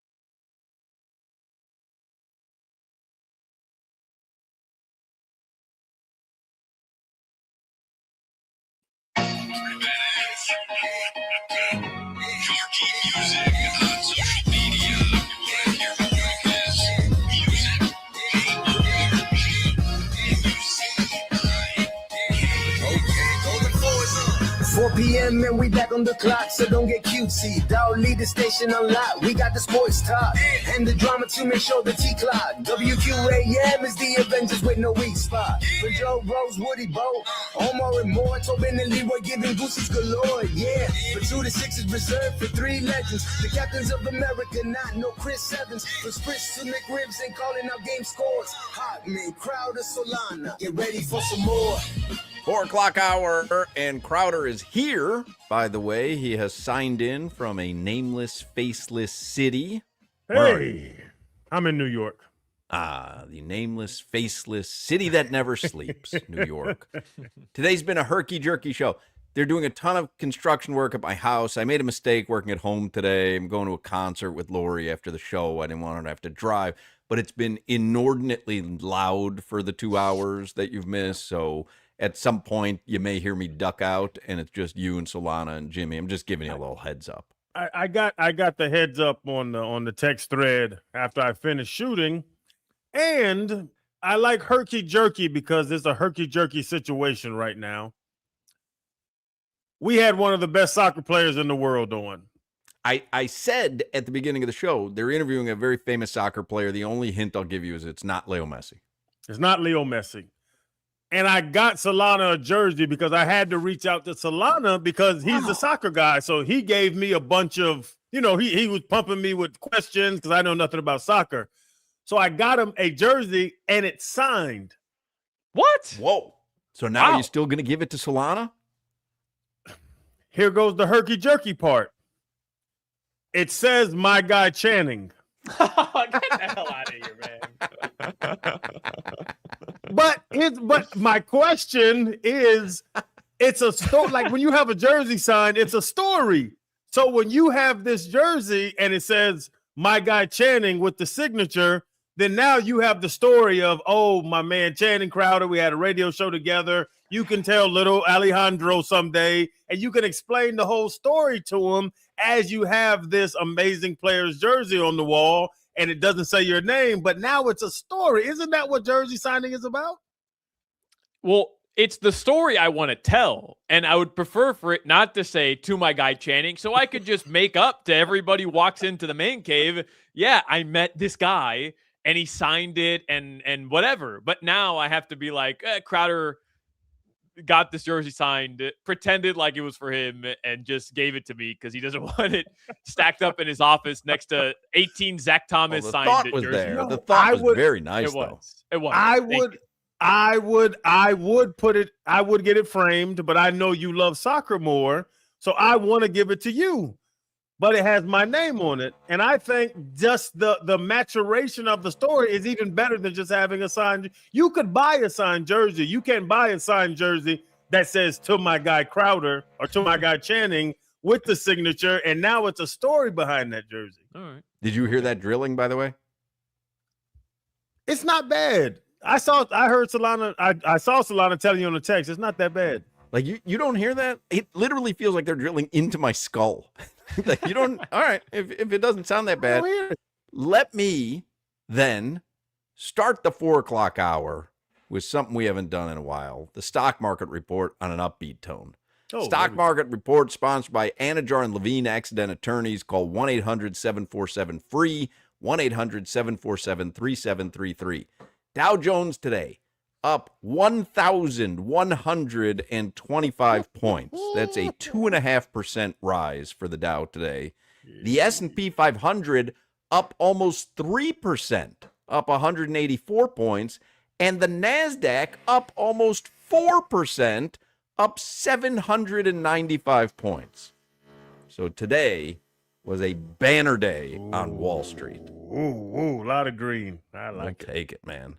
That's actually, they're installing some new safes in my house. They're drilling new safes. I made so much money in the market today. I'm going to have more security here at the old Hochman Manor. You guys don't hear that, huh? We can hear. I keep asking it over and over, and Solana keeps saying it's not as bad as you think. It's not really crazy. Yeah, It's it really is not. not What? bad.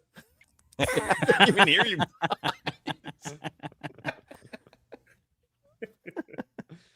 At 4:20 this afternoon, we're going to give away a pair of tickets to see the Eagles. Legendary band, the Eagles, are coming to Hard Rock Live in May. We have a pair of tickets every day. Today's tickets are at 4:20, so 13 minutes from now. If you don't win, you can purchase tickets at casino.hardrock.com or Ticketmaster, or just search Hard Rock Live Hollywood and buy your Eagles tickets. But we'll have a pair to give away every day this week. Today at 4:20. 15 minutes of heat is brought to you by Doral Kia, home of the Pricito, our lowest price. Visit them at Doral Kia or DoralKia.com. Did you see? I know you had a parlay working yesterday. Did you see the way Tyler Hero ended that game last night? Well, it was crazy.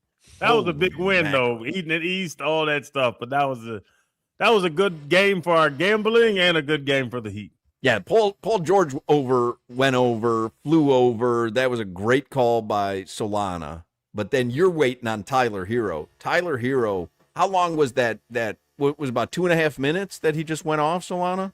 Yeah, I mean, the final 4 minutes and maybe a little less than 4 minutes, Tyler hit back-to-back threes. He had the game-clinching bucket. He swiped the ball away from Joel Embiid that started the run. It led to an Andrew Wiggins layup at the rim, and then he blocked Paul George in the corner. Like, we're talking about Tyler Hero, the scoring you believe, right? Like, yeah. But 2 defensive plays to secure the win. That was my biggest takeaway last night, which was, when have we ever said that? Tyler Hero, the 2 biggest defensive plays of the game. I don't remember. The block on Paul George, I jumped off my couch. I couldn't believe it. Like, it was such a great defense. It was so important, too. Yep. And he was doing everything offensively. That was just a great sequence, man. He's trying to get that money. Did you guys see what Spo and Jaime Jaquez Jr. said after the game about the Heat and Bam and Tyler Hero? So Spo gets the microphone after the game, and he says, we had a great halftime locker room situation, and like, I'll leave it at that, right? Like, he just makes light of something. And then Jaime, in the post-game, in the actual locker room after the game, in his post-game comments, he says, that was probably the best halftime locker room I've ever been a part of. And he said that Bam and Tyler Hero addressed the team, and they made it clear, like, what they had to go do, win by any means necessary. And it was the first time, and correct me if I'm wrong, guys, like we talked about in the postgame show, it was the first time in Bam Adebayo's tenure as a captain with the Heat that I remember anybody alluding to him as, like, get in your face leader, because that's like, that hasn't been him, right? He's different than UD. He's different than Dwayne Wade. He's never been the get in your face, chew you out guy. And yesterday was the first time I ever heard that Bam was pretty much like directing the team, like, we better effing win this game. I don't know. I just thought it was cool because we're seeing a different side of Bam this season. No, and Bam came out, and Bam's been doing the thing about, like, he's upset after games, and he's like, that's unacceptable. Yep. So Bam is stepping up. He's in year, 9, 10? Like, it took a long enough for Bam. It's a decade, but he, like, you can't. He's physically incapable of talking about him without taking some sort of dig. One tiny shot. You can't do this is the game every single night of an 82-game season. It's too long. Like, you can't be the mad guy every night at halftime. UD could, but UD was playing 11 minutes. I'll take a shot at UD, who's my friend. Like, UD can get mad and encourage people, but the big guy can't do that every single night.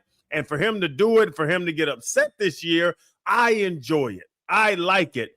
But at some point when you do that on a Tuesday, a Wednesday, a Thursday, a Saturday, a Monday, a Tuesday, a Thursday, a Friday, then it becomes the boy that cried wolf. Like, now you're just yelling at people. Here's an email that Ira Winderman got in the Sun Sentinel today. I really hope management does whatever they can to put a contender around Bam Adebayo while still in his prime years. If he doesn't at least get a chance for a chip, It'll be a damn shame. Mm-hmm. And Ira Winderman responds, there has been considerable debate recently in this regard that somehow Bam Adebayo finds himself stuck in some type of no-win situation. Another way to look at it is the Heat have well compensated Bam for the challenge ahead with a 3-year, $166 million extension that kicks in next season. A leading man is supposed to lead, be the fulcrum. Debate Bam's stardom or salary if you choose, but the Heat have taken care of him on the dotted line, which says plenty. You want to go first, Solana? Because I have an opinion. Because you on can't. this one. I mean, you can't debate that. No. They have paid him as a leading man, and so the expectation is be a leading man. And by the way, he has been. They've paid him as a 1. They've paid him as a leading man on the championship team, Hawk, but they're not a championship team. Well, no, I think a lot of players in the NBA get paid as leading men, and then it's up to them during their window to then be the leading man that gets them to the next place. Bam's doing his part this season. You can't deny that. He done his part for 10 years, but his part is 17, 8-8. Like 20. It's, huh? No, 20. not 24 for Someone's a career. Forgetting 85 and 9. Solana, is he 20 for his career? No, but I know. Crowder, There's no buts behind. There's no buts behind stats. He's a high teen 8-8 guy, but he's not the number one guy. Can't be a 1. They're paying him like that 1. They got to get a 1 to put with Bam, and I think Bam is getting frustrated because Bam knows he's not a 1, and they're trying to make him a 1. But Crowder, they're not paying him as a 1 though. Like they're paying him the going rate of what a player like Bam Adebayo is supposed to make. And even next year when his contract goes way up, he's still only going to be like the 28th highest paid player in the NBA.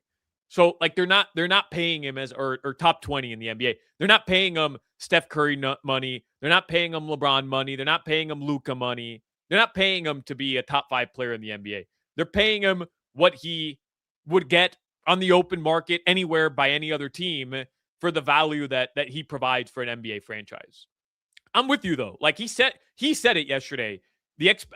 I've got to be the leader.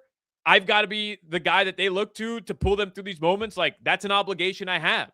So like he's aware of it. And I'm not telling you that we should be okay with where the Heat are right now in the play-in tournament. They have 3 former All-Stars or a current one in Norm, a former first-round pick. Like they should have more wins than they do right now. It's ridiculous they're in the play-in tournament. But Bam's not being paid as a 1. He's being paid as a top player in the NBA, which he is. Yes. He's a top what player? Give me a number. 20? I don't know. Whatever. Yeah, 20, 15. He's I would 20. go top 15. But if you want to go 20. He's not top 15. You want me to get I can get a list for you. He's the this year. It makes me you always make me seem like with Tua because you hate Tua. I don't hate Bam. I think Bam is very good at basketball. Like, but he can't be that number 1 guy. But I'm gonna get the headlines here, Hawk. Thank you very much for writing that down. But just so you know, this year Bam Adebayo is the 40th highest paid player in the NBA. 40th. Like, if anything, that's in tremendous. He's underpaid. Value. Although the extension kicks in next season. The extension kicks in, right? Yeah. But still, that's insane value. Insane. Just Jokic, Curry, Durant, Butler, Tatum, Antetokounmpo, Towns, Brown, Booker, James, Paul George, Kawhi. Zach LaVine shouldn't be on this list. Donovan Mitchell, Cade Cunningham. Are they better at basketball than Bam? Yeah, I mean, I didn't tell you he's top 10. I think he's top 15. Let me go to page 2. Your headlines. The Heat, they play the Celtics tomorrow. That should be fun. Here's their schedule. Celtics tomorrow. They play Washington at home Saturday. They play Toronto twice next week on the road. And then they play Washington one more time on the road next week. And then they'll end the season a week from Sunday hosting the Atlanta Hawks. Los Marlins, they lost to the White Sox yesterday. They're going to play again tonight. Listen to the game on our sister station tonight, AM 560, because the Panthers, they host the Ottawa Senators tonight at 7 p.m. That'll be at FM 104.3 WQAM. Crowder, did you see, speaking of one of the top players in the NBA, did you see Anthony Edwards, why he ended up not starting in the game yesterday? It's doo-doo, baby. Yeah, let's listen to this sound, Jimmy. Anthony Edwards was introduced in the starting lineups, like the PA announcer introduced him with the video, and then he disappeared. So Mike Conley, who's 73 years old, ends up starting the game instead. Anthony Edwards asked after the game why. I was taking a oh yeah, but yeah, like I said, Mike held it down for me. Yeah. Yep. It's humans. We have digestive systems. Sometimes they don't work out for us. That's basically Jimmy anytime anything goes wrong with the show. 100%. I told you that's the reason that I peed on myself during games, was because I didn't want to go to the locker room to urine. I wanted to urine right there, so I didn't miss a play. I'm a gamer. That's why. That's the reason. I'm a gamer. I thought it was the CTE. I don't think I had CTE at that point. I got it now for sure. Yeah, you got me a jersey signed to you. Of course you got CTE. It's a great story for little Alejandro. Before I wrap this up, I want to play this audio for you guys. This is Matt Ryan. He was on the Up and Adams show. This is courtesy of the Up and Adams show. Matt Ryan, he's an executive now for the Atlanta Falcons. It's a bit of a back and forth, but why they signed Tua Tagovailoa, or the process of signing Tua, and then his expectations for him this season with the Falcons. You know, being a part of that call, hearing where he was at, you know, I think it's always difficult, right? There's ups and downs in people's careers, and he certainly had a lot of highs. And you know, he admittedly said, you know, this past season was difficult and tough. And so hearing where he was at, and then also kind of sharing, you know, what our expectations were for him, that was sort of my role during the process. From a quarterback lens, what pops about him? Even from that phone call, something he might have said, something that you've seen? I think when you watch him, you know, at his best, he's one of the best timing and rhythm passers in the league. And so his ability to get the ball out on time, in rhythm, in the timing of the play, I think is really as good as anybody. He's got a good job. He does a good job of layering the football, kind of throwing the football with touch over the middle of the field. Layering it, yeah. Just layers it over that first level. Eagles tickets. We can't wait at 420. We got to fire off an Eagles song. Jimmy, I salute you, because I knew Solana put you in a terrible situation there, going, hey, let's listen to a Kay Adams interview for 12 minutes right now, right when we're giving away the tickets. Jimmy, salute to you, man. You did the right thing. Good job, Jimmy. I checked out of that about 8 seconds into it anyways. I mean, what were you playing there? I was just a passive listener because it's been so loud here drilling at my house. I'm like, did he just toss to a Kay Adams interview? What the hell's going on here? Oh, yeah, you're going to criticize me. You've had your mic off the entire show. You're going to criticize me. I'm giving you a chance to shine here, and you decided to play Kay Adams' show. Well, I'm watching Italy and Bosnia-Herzegovina. I mean, let's listen in for, we haven't talked at all about Jeff Hafley, but let's listen in to the Matt Ryan interview. What the hell's going on? Fire off the Eagles song again there, Jimmy, because that's a good, that was a good job by you. Life in the fast lane. We have Eagles tickets every day this week. The Eagles are coming to Hard Rock Live in May. And if you want to purchase tickets, go to casino.hardrock.com or Ticketmaster. What caller number would you like to take for these tickets, Crowder? 14. Caller number 14 for Tyler Hero last night? Or Not for the Tyler, number of minutes the Kay Adams interview was that we were listening to? It's the Kay Adams interview. She wore 14 when she played softball in middle school. Caller 14, 305-567-0560. It was funny because I thought Jimmy's head was going to explode because I knew it was going to hit 420 and he was going to be in this stupid sound, and he just went for it, and I'm so glad you did. And in fact, The next time Solana gives you a piece of sound that I don't even care if we're giving away tickets or not. Just 30 seconds in, play an Eagles song over it. Because Will do. I gave when he wanted me to play that sound, I gave him the death stare. I thought the same thing. I'm like, he's going. Why is he asking for sound now? It's 4:20. We're gonna play an Eagles song. Not that he knew we were gonna play an Eagles song. I did that behind his back anyway. But regardless, caller 14 at 305-567-0560 gets the Eagles tickets. We'll have another pair tomorrow. 305-567-0560. Caller number 14 gets a pair of tickets to see the Eagle. So we finished the second cut of Matt and Kay. The Eagle. Which Eagle?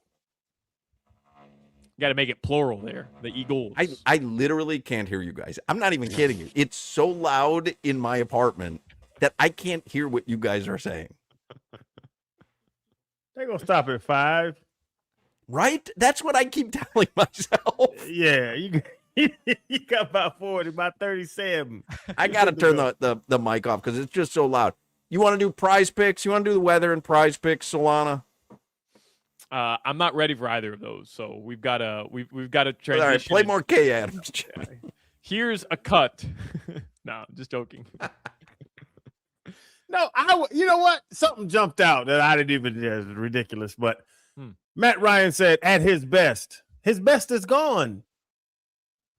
He said Tua at his best. I don't think he has a best anymore. That's the thing I got from that whole thing. People said that about Sam Bradford and no, Hawk. It wasn't Sam physical. Bradford? It wasn't a physical ailment with Sam Bradford. Sam Darnold. Yeah. I'm telling you, I can't hear anything. Hey, shut up. Do y'all think Tua has 2023 in his body physically For one game. I don't think so. Like, I think he can do it for one game or maybe a couple games, but can he do that for 17 games? No, I don't think so. No. But it wouldn't be the craziest thing in the world. It's not like it's not Crowder. It's not like last year he couldn't walk. I mean, he was limited physically. It's obvious, and his numbers weren't good because of that. But it wouldn't be the craziest thing in the world if physically he was a little bit. I mean, we set the bar very low, but he was just better physically next year. It wouldn't be the craziest thing. So he's going to be able to extend plays, run.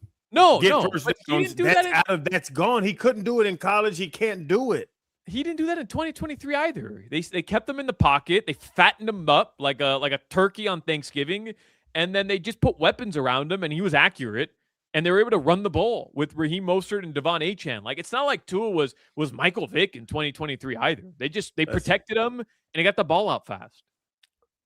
Best game he'll have is 17 for 23, 220, one touchdown. And when you have Drake London, Bijan Robinson, and the big question mark, a good defense, which they don't have, but if they were able to, then they can win some games. I don't know. I'm starting to come around on Tua, man. As a Falcon. You love him as a Falcon. Love him as a Falcon. Get off my team, but love you as a Falcon.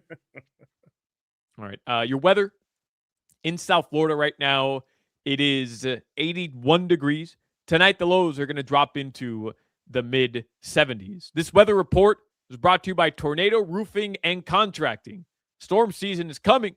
Make sure your home is ready. Get your free roof and window estimate today. Visit tornadoroofing.com, just like Hochman is doing right now in his house, getting ready for storm season with Tornado Roofing and Contracting. Are we doing Talk About It Tuesday in the next segment? Or is everybody still down? Yeah. All right. I'm in. All right.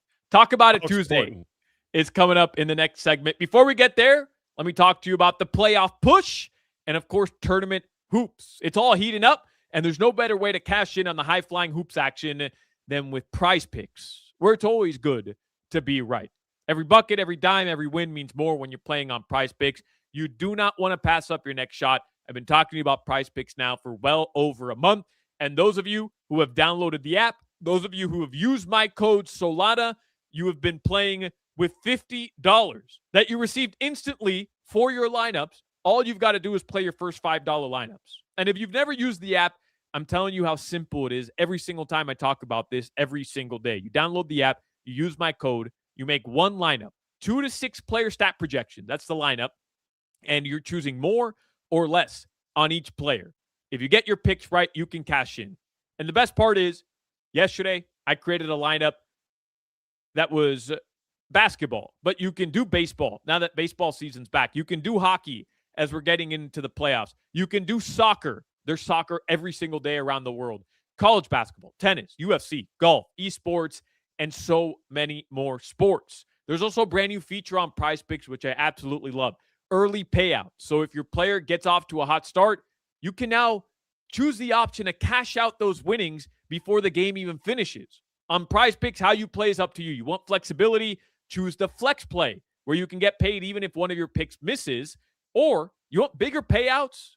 You're putting your hot takes to the test, and you want to stand by them, go for the power play. But no matter how you play Prize Picks, it really is the best way. You put your hot takes to the test. So join me and millions of users. Download the Prize Picks app today. Use code Solana and get $50 in lineups after you play your first $5 lineup. That's code Solana to get $50 in lineups after you play your first $5 lineup. Must be present in certain states. Visit prizepicks.com for details. Prize Picks, it's good to be right. Oh my God, Bosnia just tied the game in the 80th minute, Jimmy. Oh my God. That stadium in Bosnia is going nuts. And Italians everywhere around the world are in tears right now. 1-1, Italy's down a man. Winner goes to the World Cup. Anyways, we'll take a break. Talk about it Tuesdays coming up next. You're listening to the Hoch, Crowder, and Solana Show. Baseball.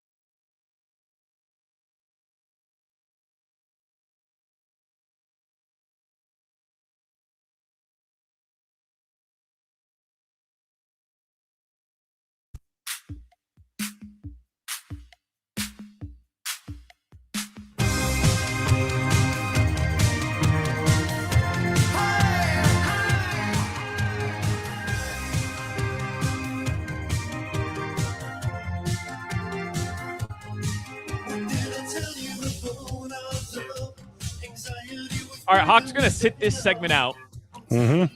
because of the sound, even though it doesn't sound that bad, but that's okay. I get it. Doesn't sound good in his ear. So we're supposed to talk about it Tuesday here. Crowder, there is chaos in the world of soccer. And I know you don't really love soccer, but let me break it down for you. Italy, who is known as a superpower in soccer. They are New York Yankees. They won the second and third ever edition of the World Cup. I believe they've won 4 World Cups. They haven't made the World Cup now in 2 consecutive World Cups. They played every 4 years. They missed it in 2018 in Qatar, in Russia, and they missed it in 2022 in Qatar as well. And they're playing in a playoff against Bosnia and Herzegovina to get into the World Cup. You win and they're in. They're up 1-0 for the entire game. They're playing in an 8,000-seat stadium in like some rinky-dinky town in Bosnia because of security concerns. They wanted to limit the amount of people who were there, so they didn't play it at the big stadium. Anyways, Bosnia tied the game at like the 80-minute mark. So it's just pure chaos down the stretch here. One of the world's greatest superpowers in terms of soccer is on the brink right now, fighting for their lives to stay alive and not miss a 3rd consecutive World Cup, which is like, I mean, it's the Dolphins not making the playoffs for 26 years or not winning a playoff game for 26 years. It's a disaster. It's like a total disaster. What? Yeah, that went as well as I thought it was going to go. All right. What are you talking about? Let's do talk about it Tuesday. Jimmy, give me the open to talk about it Tuesday. On Tuesdays, Hoch and Crowder talk about it. Pick 3 restaurants to eat at for the rest of your life. Talk about it. How often are you changing your toothbrush? Talk about it. Pecan or pecan? Talk about it. Let's talk about it. Parody. Boom, you nailed it. Qatar and Bosnia and Shia Khalifa, they're catching up with Italy. Right. Yeah, no, you nailed it. 100%. Yeah. Whittingham should hire you for Apple TV coverage. That's how much you nailed it. What's that name, Shia Khalifa? You said some name. It was like her Khalifa. Bosnia and Herzegovina. Yeah. Oh, my God. Oh. 3 minutes of stoppage time, Jimmy. I mean, this is crazy. I texted Dono. Oh, man. 3 minutes? 3 of stoppage time? 3 minutes of stoppage time. I texted Dono, and I said, you're going through hell right now. And he is. No amount of espresso, no amount of spaghetti can get you through this right now. Terrible. All right. That's admittedly, crazy. Let's go, Herzegovina. Admittedly, my talk about it Tuesday today was really set up to troll Hoch a little bit. Crowder, I don't know if you saw this picture of me eating a hot dog at Lone Depot Park on Saturday. I went out to the ballpark. Why you do your mustard like that? Yeah, the mustard dispenser, it dispensed the mustard with nipples of mustard. I don't know why, but I saw the first one and I figured it'd make for a good picture. So I was going to ask Hoch about this, but we'll get to that another time. I don't know if you saw this, Crowder. I know we talked about it for a little bit, but Messi had a stand named after him at Inter Miami's new stadium, which is going to open up on Saturday for the very first game. And I was just wondering, what, in your opinion, is a cooler honor as a former athlete? Is it having a stand named after you at a professional stadium, or having a milkshake named after you at Mark Light Stadium? Talk about it. Talk about it. Talk about it. Solana. No, you don't remember the rules of the game. You got to wait. Structure in a brand new stadium for a brand new team that won the championship last year, and I'm the main player that's fueling the engine, or to be able to pick out if I want strawberry or vanilla milk. Bro, you're telling me you think it's cooler to have a section named after you? Like I'm in the Messi section. Okay, cool. Like I'm in section 11. Who cares? Who cares what it's called? But hey, what are you drinking? I'm drinking the Messi. I'm drinking the Messi milkshake. I'm drinking the Joe Z. I'm drinking the Coach L. That's way cooler. You know what? It is cool, I'll say to you. And what Messi did for Inter Miami, they should have a Messi section. They should have a Messi kiosk. They should have a Messi shake, a Messi glizzy, a Messi beer, a Messi everything. That's what they should do for Messi, because Messi is everything to South Florida soccer. That's what he is. But that's what I'm saying. Like, the greatest athlete to ever play for that organization ever. There will never be anybody that ends up being greater. They're like, hey, we're going to open up a new stadium. Know what we're going to do? We're going to put Section 11 as Section Messi. And that's like their big hurrah to the greatest soccer player that ever lived. I think it's disgraceful. A Messi beer, now we're talking. Like, everybody's going to drink Messi beer for the rest of time at new stadium. That's cool. That's something that's special. That's something that holds value. The Messi section, like, whatever. That should be like that shouldn't have even been announced. That should have just been 100%. You know, it should have been a for sure thing with the new stadium. But won't the Messi section be sold out before any other section? Yes, it will. People are and he's part owner, and he built the stadium. It's really the stadium that Messi built. Everybody knows it. Yeah. Yeah, they should give him all of it. Give him Messi everything. And it's a cool name. If it was a Crowder section, the Messi section, so now you're Messi, it has like, double entendre type things, man. Yeah, Messi's gonna do his thing there, but a milkshake, and then you're in South Florida, it's gonna melt. I don't know about that. Do you have a chance at the Ring of Honor with the Dolphins? Like, no, I'm not even trolling you. Do you have a chance? We found out the other day. No. Hold on a second. Don't throw me an alley-oop I can't catch. We found out the other day that you are top 10 in tackles all time for the Dolphins since they've been counting the stats. But, I mean, that's not your fault, right? Like, that's not your fault. I mean, don't they have, like, the walk of fame as well leading into the stadium, where it's not the players who are in the actual Ring of Honor, but they do highlight some, like, really important players leading into the stadium? Oh, you want to get a brick? Yeah, I mean, wouldn't you rather be on a brick than nothing? No, I don't want a brick. If they give me a brick, I'll take my brick. But yeah, it's just I'm under Don Shula and Dan Marino, and then you're like, hey, who's laying down on the ground to take a picture with the brick? I'm fine, thanks. All right, next one here. There was this report from Dave McMenamin of ESPN. He covers the Lakers. That the Lakers, because there's all these rumors about LeBron maybe going back to Cleveland, maybe going elsewhere, going to go team up with Steph Curry. But it's Luka's team now, right? That's what we all think. Yeah. And he reported that the Lakers would welcome LeBron back next season. So I'll ask you, Crowder, which relationship has a better chance at making it past next season? LeBron James and the Lakers, or Giannis Antetokounmpo and the Milwaukee Bucks? Talk about it. Talk about it. Talk about it. I think Giannis wants to move on because they failed him. Even with the championship teams, we laugh about it. His number 2 was Chris Middleton with the middle school teeth. Like, that's my number 2, and Steph has Clay, and Steph has Draymond. LeBron had Wade and Bosh. Like, they're not helping Giannis, even though they do have a championship, and Giannis is a monster. I think it's a great decision for Giannis to move on because Milwaukee has not helped him in his career, goals as a team.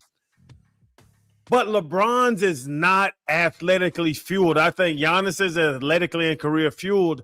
I believe LeBron started his career in Cleveland, came to Miami, went back to Cleveland and won. And we remember the press conference. I'm doing this for the city of Cleveland because he's a Cleveland kid. Then he went to the Lakers, got him a chip. Now he goes back to Cleveland to start and finish in Cleveland. LeBron's is more emotional based. I think Giannis is more career based. So I think you can talk LeBron into playing in LA again before you talk Giannis into going to let middle school teeth be his number 2 best option for another year. I was reading. I'm with you, by the way. I think it's LeBron because what if Luka this year carries them to the finals, or they win a title, or they get really close, right? Like they get really, really close.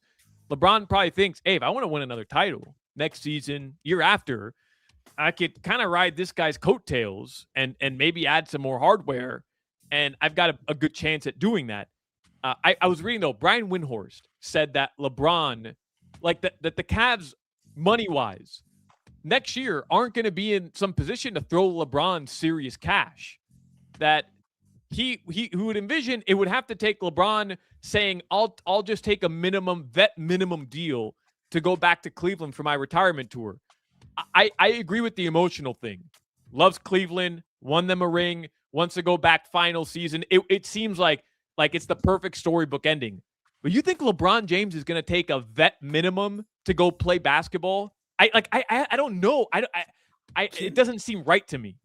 Is it smart for the Lakers to pay him $50 million a year? No, but maybe he doesn't take $50 million a year, but a vet minimum. Hey, I don't know LeBron about vet James minimum. is going to take a vet minimum. That sounds What's his crazy. second son's name? The one with the bifocals. Oh, Bryce. Bifocal Bryce. Are you talking about the one in college right now? Yeah. Can he Bryce play with his second son? That would be amazing. And we know LeBron loves it because he has Bronny in the league, and Bronny probably shouldn't be at the AAU team playing my daughter Ava. What if he can get Bryce in the league and play with Bryce as well? So go with the Lakers, get some money, but still go back to Cleveland, get Bryce drafted. Like, there's a lot of options for LeBron in this. Yeah, but his that other would be son, a great father move. Yeah, I guess his other son's not coming, not going to the NBA next year. There's no way that's happening. He didn't play. If my daddy can guarantee, if my dad, Solana, think about that. To your point, I don't know bifocal's numbers or anything.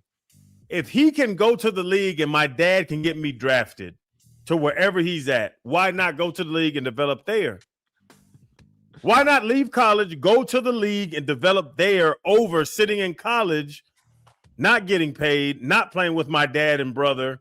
Because if LeBron goes to Cleveland, I guarantee Bronny goes to Cleveland. Now Bryce gets drafted in the second round by Cleveland. Now the entire LeBron man group, James man group, is playing together. That is beautiful for a father. I got you. Breaking news, by the way, Jimmy. Breaking news. I don't know if you want to play the breaking news sound. Sorry, I didn't mean to trip you up there. You were all ready for to F me over with the Up and Adams audio and the and the Eagles audio, but I'm calling for some breaking news during Talk About It Tuesday, and you're not ready to go. From the Florida Panthers, Crowder, an official statement. We can confirm at this time that Stanley C. Panther was not involved in the reported Kit Kat incident and remains fully accounted for. We are currently unable to verify Victor E. Rat's whereabouts during the time period in question.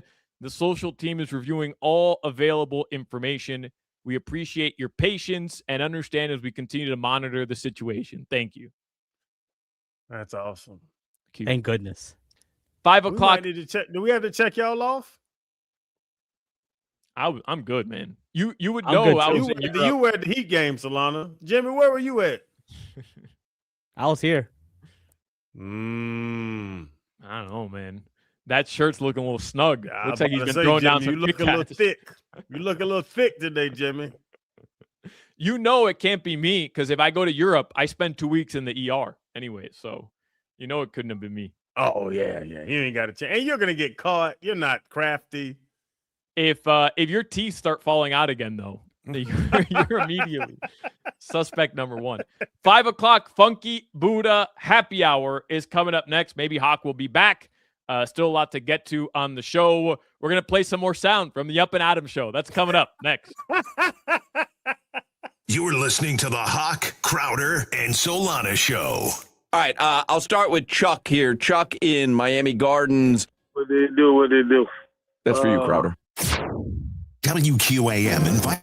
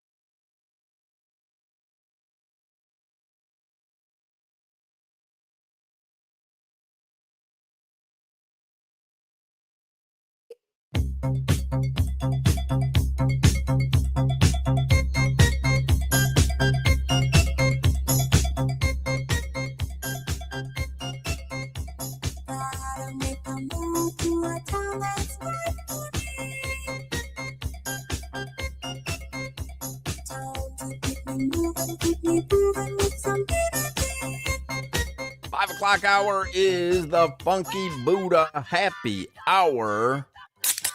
The roofing work has finished at my apartment. I had to sit out, talk about it Tuesday, which I missed. Glad to be back. When I did tune in, it was Solana asking Crowder about being in the Dolphins Ring of Honor. So I went back downstairs and sipped on my coffee. What is going on here? You're muted. He asks questions to hurt my feelings, is what he shoots to do. Hey, Crowder, should you be in the Ring of Honor? No, I'm not going to be in the damn Ring of Honor. Well, get a brick out on the street.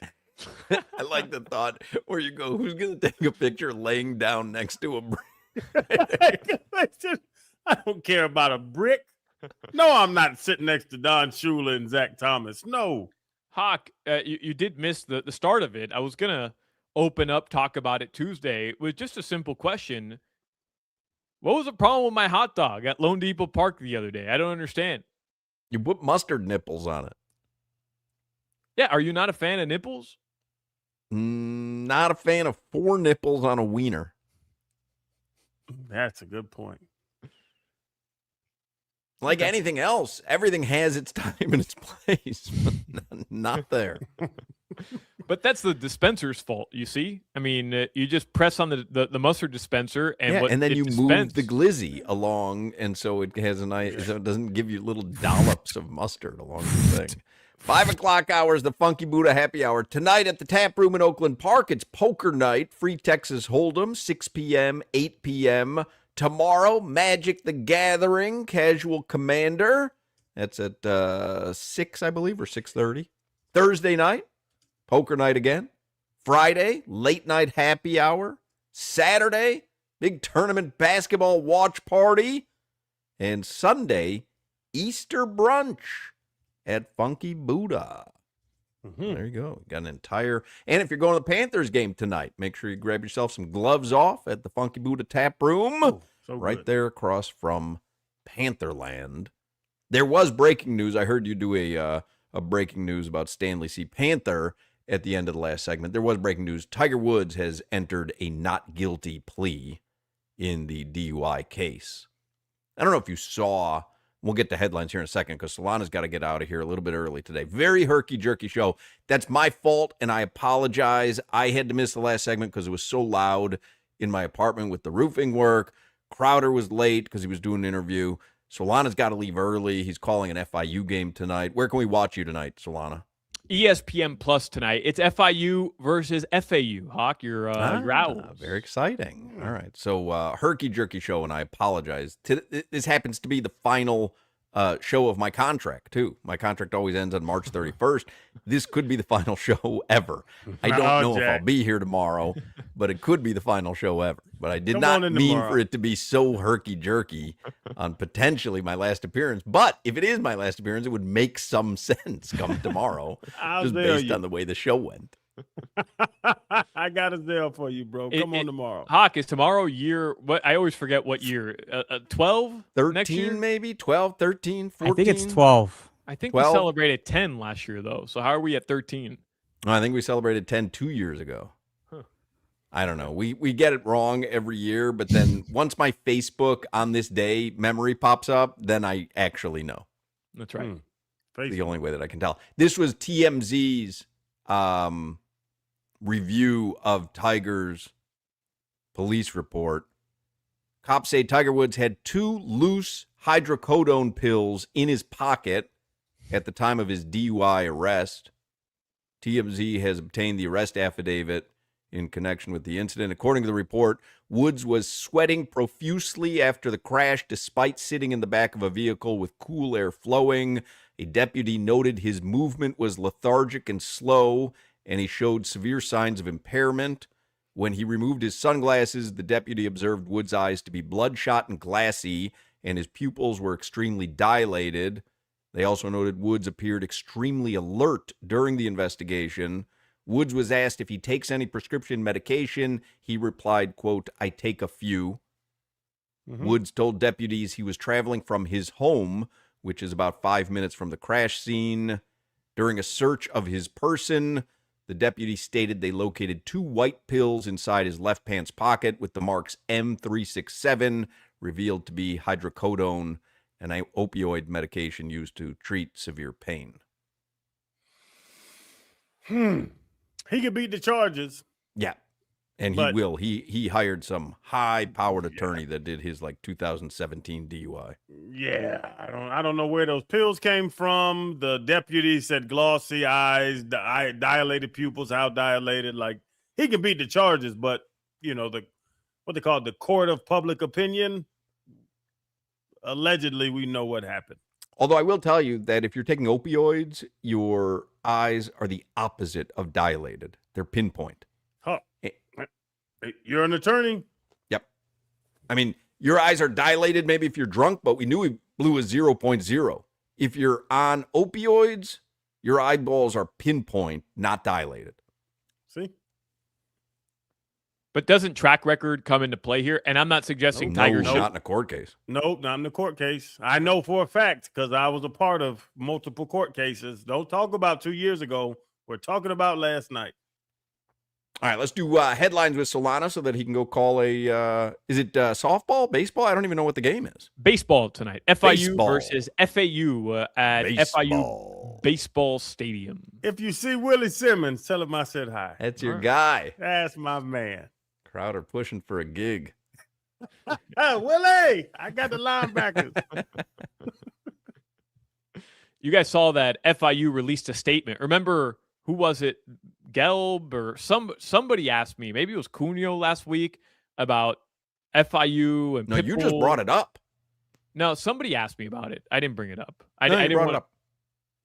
Okay, no, I didn't. Somebody had You mentioned. did. You said, hey, have you guys seen what's going on with FIU and Pitbull? Somebody brought it up on a text message, but you brought it up on air. Right, no, I was responding to somebody where I said I want to wait to see if there's any further information here, but somebody brought it up somebody brought it to our attention about this report about FIU. It might have been Appel. He was at Lone Depot Park, and we were just talking about FIU. Might have been Appel. But FIU released a statement basically calling the entire report BS, that FIU and Pitbull's relationship is still rock solid. All right. So we avoided that scare, everybody, together. It looked like it might be a bad ending for Pitt, but at the end, we can all say thanks, Pitt. Thanks, Pitt. All right. The Panthers are going to play tonight, but half their roster is out for the remainder of the season. Paul Maurice. They can be eliminated tonight, officially, from the playoffs. Good. It's a blessing in disguise, I guess. Good. No, good. I know. I'm just saying they can be eliminated. Yeah. I mean, they gave us 2 championships in a row. Things out of their control kept them from competing this year. And now they're about to complete the perfect innocuous tank to get a top 10 protected pick in a season that you weren't going to compete anyways. It's genius what the Panthers did. Genius. If the Heat went to 3 NBA finals in a row and won 2, if the Dolphins went to 3 Super Bowls in a row and won 2, if the Canes went to 3 national championships in a row and won 2, you didn't give a damn what happened then next year. Let's be honest. Oh, but I'm really with Solana. I just wasn't saying good, but I'm with Solana. Hey, get some rest. I mean, essentially the offseason is starting at the end of March for half the important roster. That's good. I will rub Barkey. I'll rub Barkey's feet if he needs me to. Give me a call. DM me. Yeah. Take some time. Enjoy yourself. Check out Epcot. Don't go to Epcot. It's too much walking. Too much walking. That's right. Go to Legoland. All right. I want to play this sound from Matt Ryan. He was on Just joking, Jimmy. I'm just joking. On the Up and Adams show. The Marlins, there was one other cut that I wanted to play from Sully, but he basically... Adams recently had Helio Castroneves on talking about the Indy 500. like to play just 6 quick minutes from it. Solana, the drop man. Goodness gracious. I mean, it's a good show, man. I can't stop watching it. It's a really good show. What can I say? Up and Adams. Yeah, really, really, really good show. Can't stop watching. All right, a couple of things I wanted to bring up. Pizza Hut. This is for Canada only, and I don't understand why. You have to go to an FIU game. You're going to bring up this story now. Why don't you just blaze through the sports headlines? Tell us where we can hear the Marlins and the Panthers tonight, and then go do the game. You have to call on ESPN. I can't not talk about this with you right now. Just save it for tomorrow. Save it for tomorrow. Give me a Pizza Hut, Solana.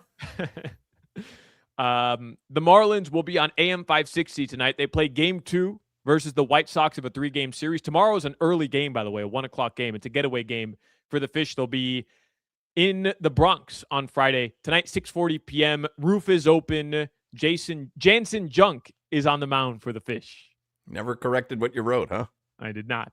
Yeah. The Miami Heat, they play the Boston Celtics tomorrow at 7:30 p.m. Your weather in South Florida right now, it is 81 degrees. Tonight, the lows, they're going to drop into the mid-70s. This weather report brought to you by Tornado Roofing and Contracting, replacing roofs, roof repairs, maintenance, and hurricane impact windows and doors. Visit tornadoroofing.com. So Panthers tonight are on 104.3 FM. Yep. And Marlins tonight are on 560 AM. Yep. So that's what you need to know for your radio listening tonight. Have a good broadcast tonight, Solana. We will watch you on ESPN Plus. Pause up, Papa. There we go. Let's go. Make it happen for FIU. Chris Perkins was on with us earlier. We're going to bring it to you because it was some actual Dolphins talk from the NFL owners meetings in Phoenix. So we'll have Chris Perkins for you in a moment. Everyone is invited to the Hard Rock Bet Party. It doesn't matter who you are. Your name is on the list. Sign up today and double your winnings on your first 10 bets, max $50. But that's right. You can double your winnings on your first 10 bets. Download the Hard Rock Bet app, make your first deposit, get the party started today. On Hard Rock Bet, the double your winnings welcome offer is just the tip-off. We get to round of 4 now in the college basketball tourney, and it's time to step up your game with daily Dancing Boosts featuring a live profit boost and a parlay profit boost for the biggest games of the season. So when the lights are brightest, shoot your shot with boosted odds on Hard Rock Bet.